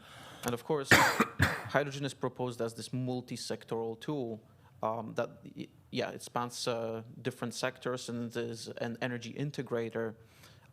However, it does certain jobs better than it does others, and we believe that there are certain no-regret applications where it makes sense to fund hydrogen because there is still quite a significant cost gap with respect to fossil alternatives. So when you have this issue of you have this technology that sounds promising for a number of different uses, you want to direct the subsidies in a place where they make most sense, where you get the most bang for your buck in terms of making taxpayers happy and all of this shebang. But because of this, we've identified a number of no-regret sectors for hydrogen uses, and these sectors, in essence, are inescapable sources of hydrogen demand in the future. And this is industrial applications in steel and in the chemical industry. This is transport application, particularly long-haul aviation and shipping. And now we're getting to the one we've just been debating, firm power backup for renewable resources in an integrated power system. So of course, what we've seen now is that the renewable system is not dominant yet in Europe, but it soon will be. And we're seeing the role of gas as renewable backup being really important for this energy security. And as Ralph mentioned, gas generation infrastructure could play a role conceivably in the future in providing this firm capacity, and this gas infrastructure could be also potentially used for hydrogen. Now, I'm concerned about two things in this story. And one of them is this idea of hydrogen readiness, and I hope that Ralph can elaborate a little bit on that, because to me, it is not clear how we're gonna go from a massive gas-based system that was designed for gas to a massive renewable hydrogen-based system. And the second thing I'm worried about is the security of supply. And the reason why I'm saying this, and you alluded to it, right? When you said, well, if we're going to use hydrogen in all these different uses, where are we going to get this hydrogen from? And is hydrogen in industry or is hydrogen in transport not going to cannibalize the hydrogen for the power that's essential for firming up this power sector? And on this note, I just would like to say that what is crucial, and this is also, I'm glad that, again, Ralph, you mentioned this climate neutral Germany study 45, because what is crucial in order to ensure this resilience, that essentially three things are essential. One, a mass ramp of renewable capacity to make green hydrogen. Number two is vast amounts of new storage, particularly geological storage, and particularly, even to be more precise, salt caverns, which have a high cycling rate and high capacity. The story of storage was mentioned by previous panelists, but it is in fact even more important if you're trying to design a renewable hydrogen-based system. And finally, we should look past green hydrogen. And I'm not even talking about blue hydrogen here. No, what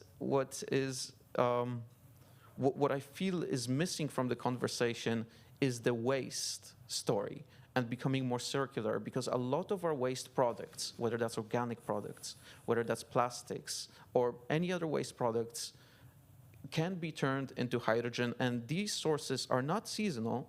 They can provide hydrogen throughout the year and provide this sort of steady backup to our renewables-led system. Thank you.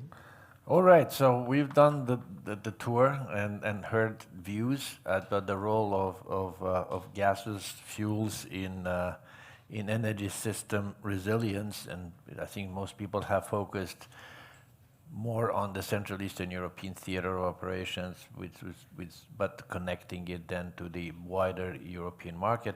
Jörg, let me turn back to you for a moment, if I can.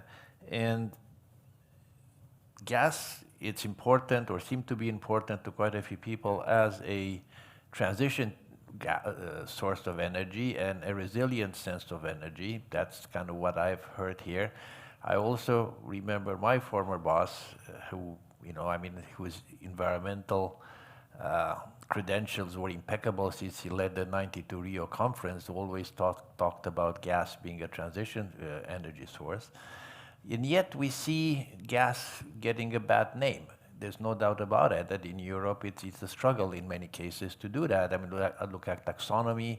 There's some very serious battles going on. So how do you figure this one out? I mean, is this something that people simply don't get, the fact that you need for the resilience of the system, or is the climate change, if you want, angle trumping energy security at this point? Or is there a contradiction? Can you actually do it? Yes, thanks, Andre. No, I think it comes back to an issue we have a bit discussed in the panel before, this kind of question whether we are talking about volumes of gas or whether we are talking capacity of infrastructure. And so resilience for me is about the capacity of infrastructure that we have available in order to back up the largely the power system. And we will have significant flexibility needs in the system because in summer all the solar panels will run, and hopefully wind is relatively random. So we will have a lot of electricity in summer. And just kind of have a look into the German coalition treaty. Germany is heading for 80% renewables generation by 2030. I mean, that is massive numbers. But then the question is, in winter, when there is little sun and there is the demand for electricity now, in addition coming also for heating, that there must be a certain gap, and we need to somehow fill this gap. And here, as I mentioned, there are different solutions that are being proposed, and the answer will most likely be a combination of different solutions. But one of the solutions might be, and currently seems to be not implausible, is to store some molecules, energy molecules, that you can then use in winter when you need them to heat your homes and keep the economy running.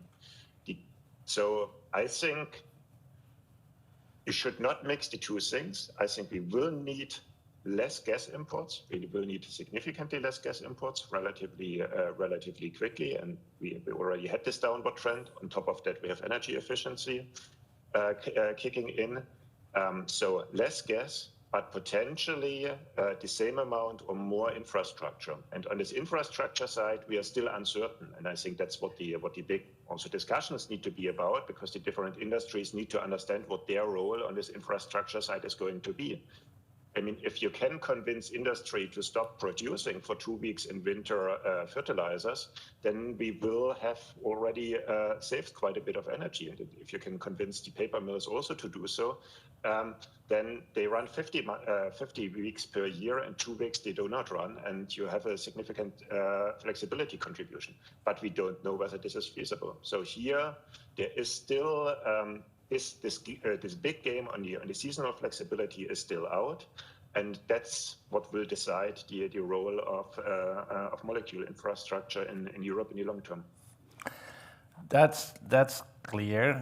I'm a power person in the end, so I understand the difference between power and energy. But there are, you can certainly define resilience as ensuring the resilience, the stability of the system. But there are regions in Europe that are still in a much different transition situation. Not everybody is simply dependent of having capacity that is coming from gas. There are people who simply are transferring from coal to other sources of energy. Now you can say, well, let them eat cake, let them go directly into renewable, but that may or may not be realistic. I mean, what do you think? Well, so the backbone of a hydrogen system, and I'm not talking about the hydrogen backbone as defined by Gas for Climate, but the way to think about hydrogen and the way to think about hydrogen's contribution in improving their resilience, in reducing the need for imports, and improving domestic capacities, but also ensuring a good adequate power supply, is to think about it as an extension of a renewables-based system. So hydrogen is crucial, but is secondary to renewables-led electrification. So in that sense, sort of leapfrogging coal to renewables makes sense, but then I would advise to have a plan ready to supplement that with hydrogen when you're trying to go, or actually, you can even do it from the get-go. The mistake would be to do hydrogen before you do renewables. But let me come to another question, and that comes from the audience, and it talks about the fact that offshore wind generation is seen as being more stable. Can it have an increasing role in the stability of the system as opposed to the onshore? To what extent can it contribute to the resilience of the power sector?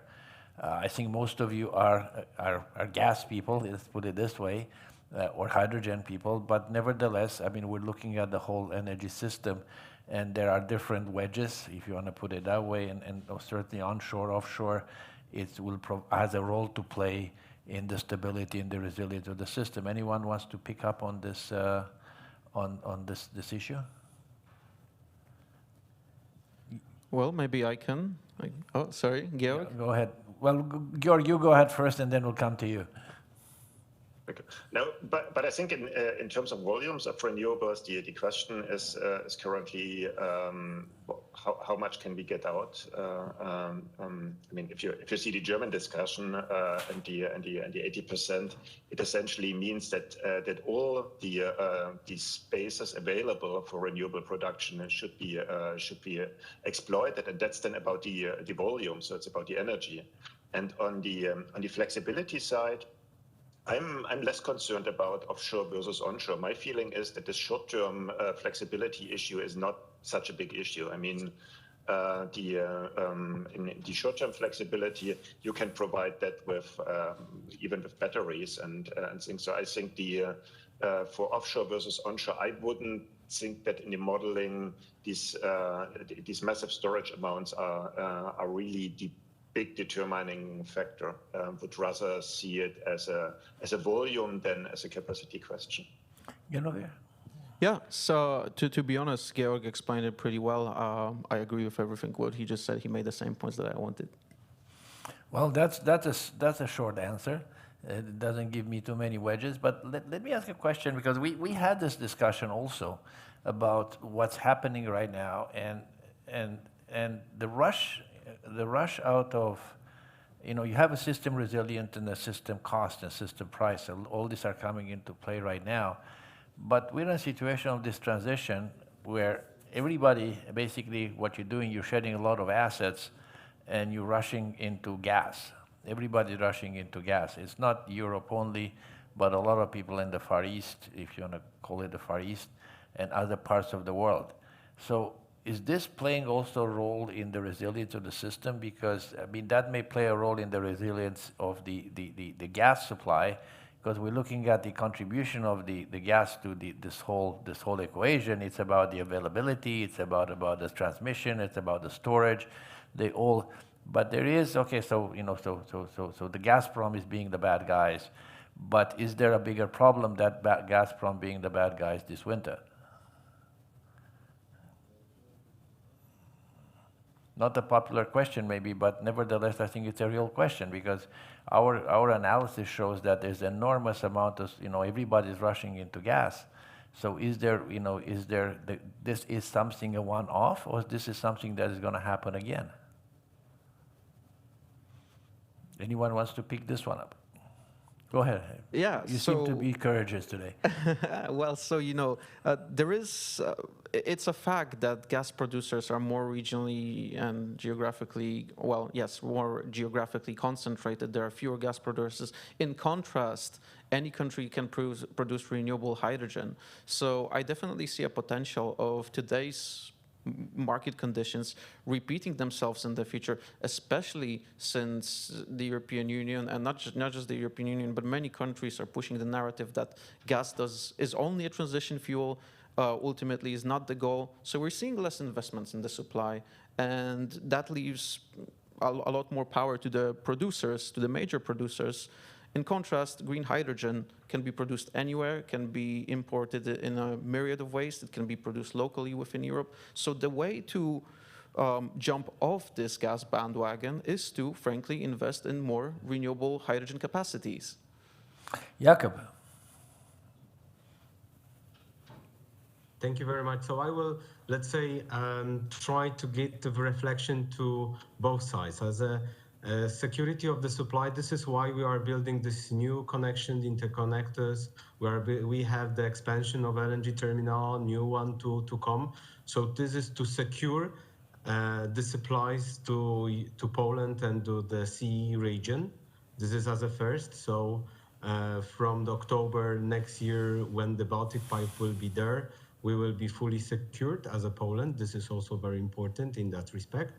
Secondly, as concerning the energy transition, switch from coal to renewables won't be, let's say, on the cost-effective manner. So this is why we see, and this is what I was mentioning in Poland, concerning the capacity of the natural gas and the consumption of the natural gas in the various of the, let's say, industries and the places. So we see it as a switch from coal to gas to hydrogen. So nobody is saying that we are absolutely against the hydrogen, but the way to get there, it will take much more time that, let's say, policymakers would like us to be there. As concerning the hydrogen and its production, we have to underline that it's not only the green hydrogen. There is a possibility for blue and others to come. So as well those sources of the natural gas to come and the additional capacities that we will have, we could use them in the next decades as a source of the, for example, blue hydrogen. So we have lots of different options to come, but what is of the crucial importance, we need to have the full market, or at least the market functioning, and then we can have additional plans. There was one of the speakers mentioned about European hydrogen backbone, where the gas system is as well part of. So we have a vision how the supplies of the hydrogen and what could happen in terms of the flows of the hydrogen. But in terms of Poland, we will have, let's say, both systems. So we will have the flows of additional natural gas to come, but as well simultaneously we need to build the system that will enable us to transport and transmit the numbers of the hydrogen. So I would say that there is a possibility to work together of the all of these options in order to fulfill the decarbonization process. Georg, you wanted to come back. Yeah, if I may, just a question, because that was very interesting. So you would expect that in Poland, hydrogen is being consumed for heating and for electricity production in the future? Jakob, I think that it's definitely not to me. I think that's more to you, probably. Yeah. I would say that within the Poland, what we have defined at the moment, that we will have hydrogen dedicated industry valleys. So where the places where the energy-intensive industries are mainly based. So these are the places where both the lots of the flows and additional capacities of natural gas will come, but simultaneously the demands of the hydrogen will happen. So I would say the hydrogen valleys, these are going to be the main places where the capacities of the hydrogen will happen. What kind of, let's say, industries? I would say there is no one single solution, whether that is going to be power generation or heat. It's rather those who will be interested and would like to have these capacities of the hydrogen, we will just need to serve them those. So there is no, let's say, any single sector that I can say it's willing to have the hydrogen. I would say there are different solutions and different options for different sectors. I think, Rolf, you were kind of nodding that you wanted the floor. Go ahead, please. On the same topic, or you're moving ahead another direction? No, I would pick up on the same topic, because really there's a very emotional discussion always saying hydrogen is a scarce resource and it should go to what's always called the hard to decarbonize sectors. And when people define them, they're mainly talking about some industrial applications and some selected transport applications. You will not normally hear that power generation or heat is mentioned among them. I think that's a wrong approach. And the usual argument then that is being used is, look, the value for a steel plant is higher. They can pay a higher price for the hydrogen. You can't afford even natural gas for producing electricity. How would you ever afford using hydrogen? I think this misses the topic, because it's a question of the alternative that you have.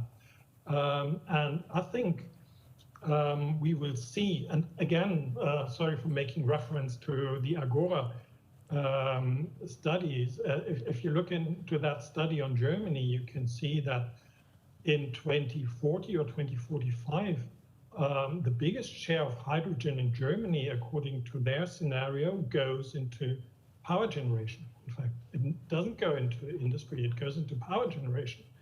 Now, what I think is important, connecting to your comments on the hydrogen valleys, I think what's really important is an integrated energy system planning. And that's a nice word that we very often use, but it has to be done properly, putting the grid planning for gas and hydrogen next to the one for electricity and next to the heat grids.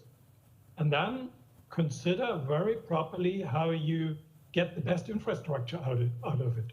And that has to be modeled quite detailed down to a granular level. It's not enough to say in Europe, well, Poland is one connection point. That doesn't work like that. So I think, and then we will see where we need to have the hydrogen pipelines, where we need to repurpose gas infrastructure to hydrogen infrastructure. But that needs to be done now, unfortunately. So we can't wait until 2040 or 2045 when we say now we need the hydrogen for the power plants. It needs to be planned now, the infrastructure. Nenumas, you've been quiet, and I think my role as a moderator is to give you the last word, because I think we are almost there, but I'd like to give you the opportunity because the others have been more vocal. Okay, thank you. Yeah, colleagues have things to say, and most of the things I could agree, especially about when we are talking about the hydrogen. What do we see, and what have we seen in our other developments of renewable energy? It will take time. It will take some time. Nevertheless, we have to start doing some things to check the value chains right now. So yes, of course, to produce quite substantial amounts of hydrogen, we have to have investments in offshore wind, for example, or enormous sun panel fields. But nevertheless, we should try to build, first of all, 1, 2, 3 megawatts of production of green hydrogen, and then to put it into the common gas transmission system. And we should look what happens then, because we have the necessity for green hydrogen throughout Europe, especially in some companies. They are purchasing certificates of origin. So that is the system that we have to we have to assure. So first of all, before starting refurbishing the current transmission systems, because it will be difficult, I mean, in next 2-3 years to start investments that nobody can imagine what about the rate of the return. And also support schemes, I'm sure will not be in the place before 2020, probably for 25. So we will follow. I think the simple logic that we will start from small things, and then we will go to the bigger things. Of course, those oversupply, overcapacity of production of electricity, if it happens somewhere. So it will boost the production of green hydrogen. I see green hydrogen as the biggest value, looking at those carbon taxation issues and so on. So there is a big opportunities for our countries also, because we have some spare land, we have some spare possibilities to produce more energy and to convert it into the hydrogen. And we will see. I think that it will develop step by step. It will not be like a nuclear bomb, but it will take some time. But we have to start acting, I think, immediately in a year or two. But starting from small steps. That's our idea. Very well. Listen, thank you all very much. I think this is a fascinating conversation because it is not a topic that is unimportant, and it's not a topic that is not, if you want, does not raise a lot of strong debates and strong feelings. The role of gas, I think, is becoming quite clear that it is an important transition fuel, but also more important capacity for future resilience of the system. I will stop now and pass it on to the host, and thank you all to the panelists and the opportunity to moderate this. Thank you, Andre, very much. Thank you, panelists. This brings us closer to the end of today's conference. For the final words, please let me switch to Warsaw again, where Mr. Leszek Jesień should be already with us. Do we have connection with Warsaw? Leszek Jesień, yes, Chairman of the Board of Directors of Central Europe Energy Partners. The floor is yours, Leszek. I think I'm seen and I heard. Is that correct? Yes, yes. Good, thank you. Just a few words.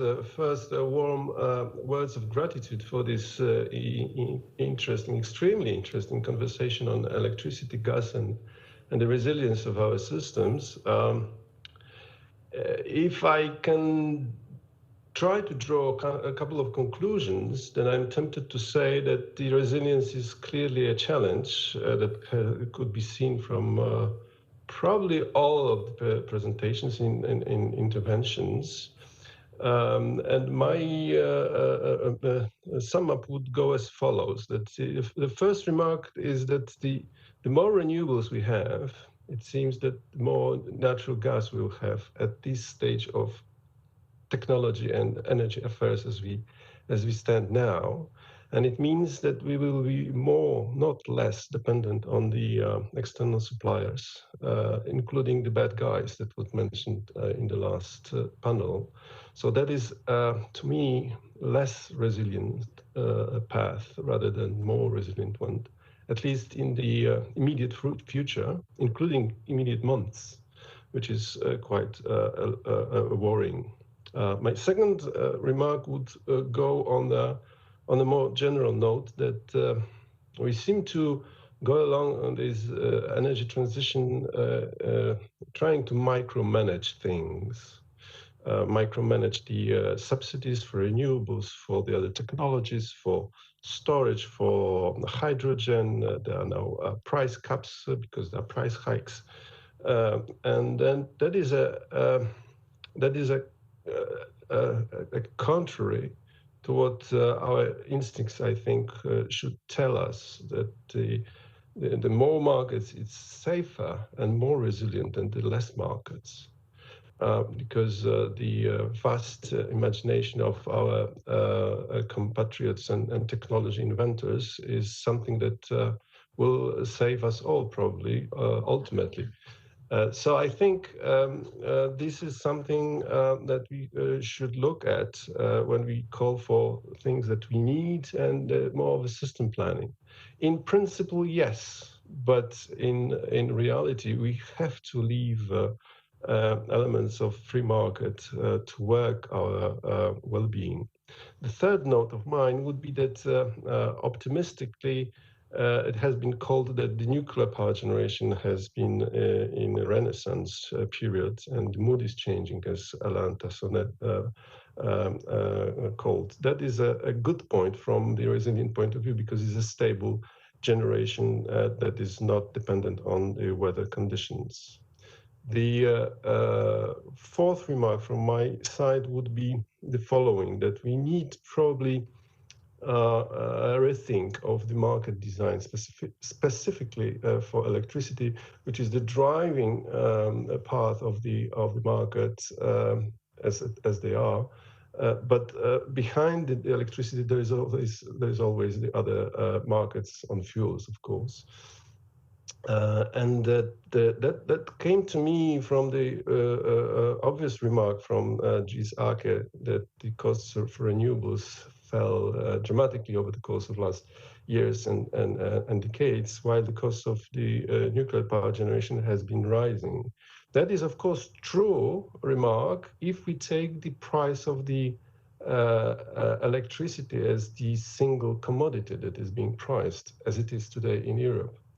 That is why the notions of inertia, the notions of the other aspects, the capacity, That is everything that has led to a call from Eric Kłosowski, my boss, for a multi-commodity market, perhaps.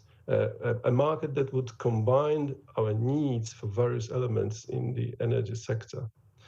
My fifth remark would call for a certain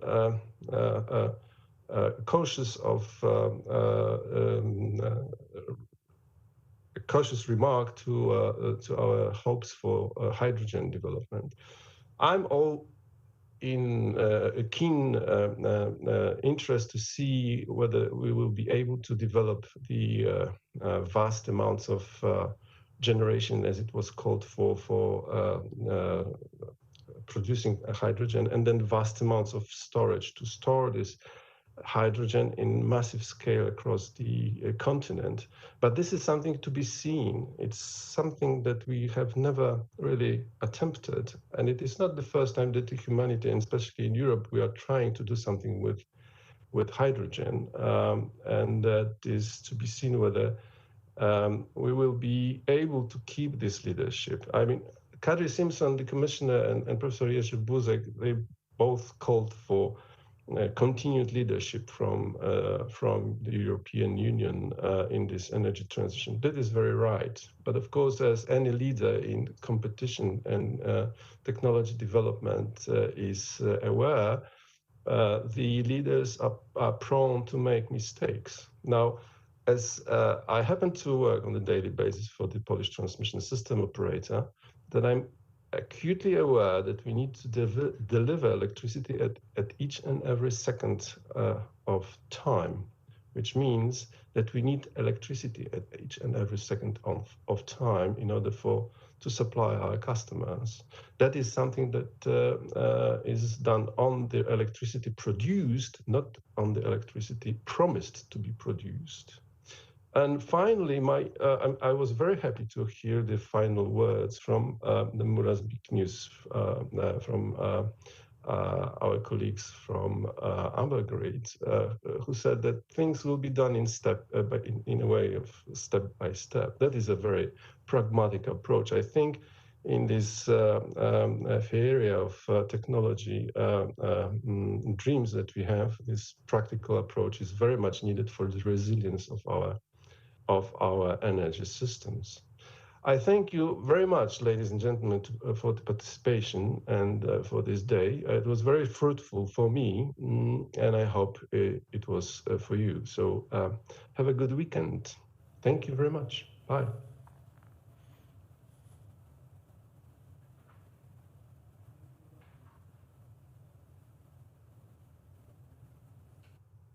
Thank you. Bye.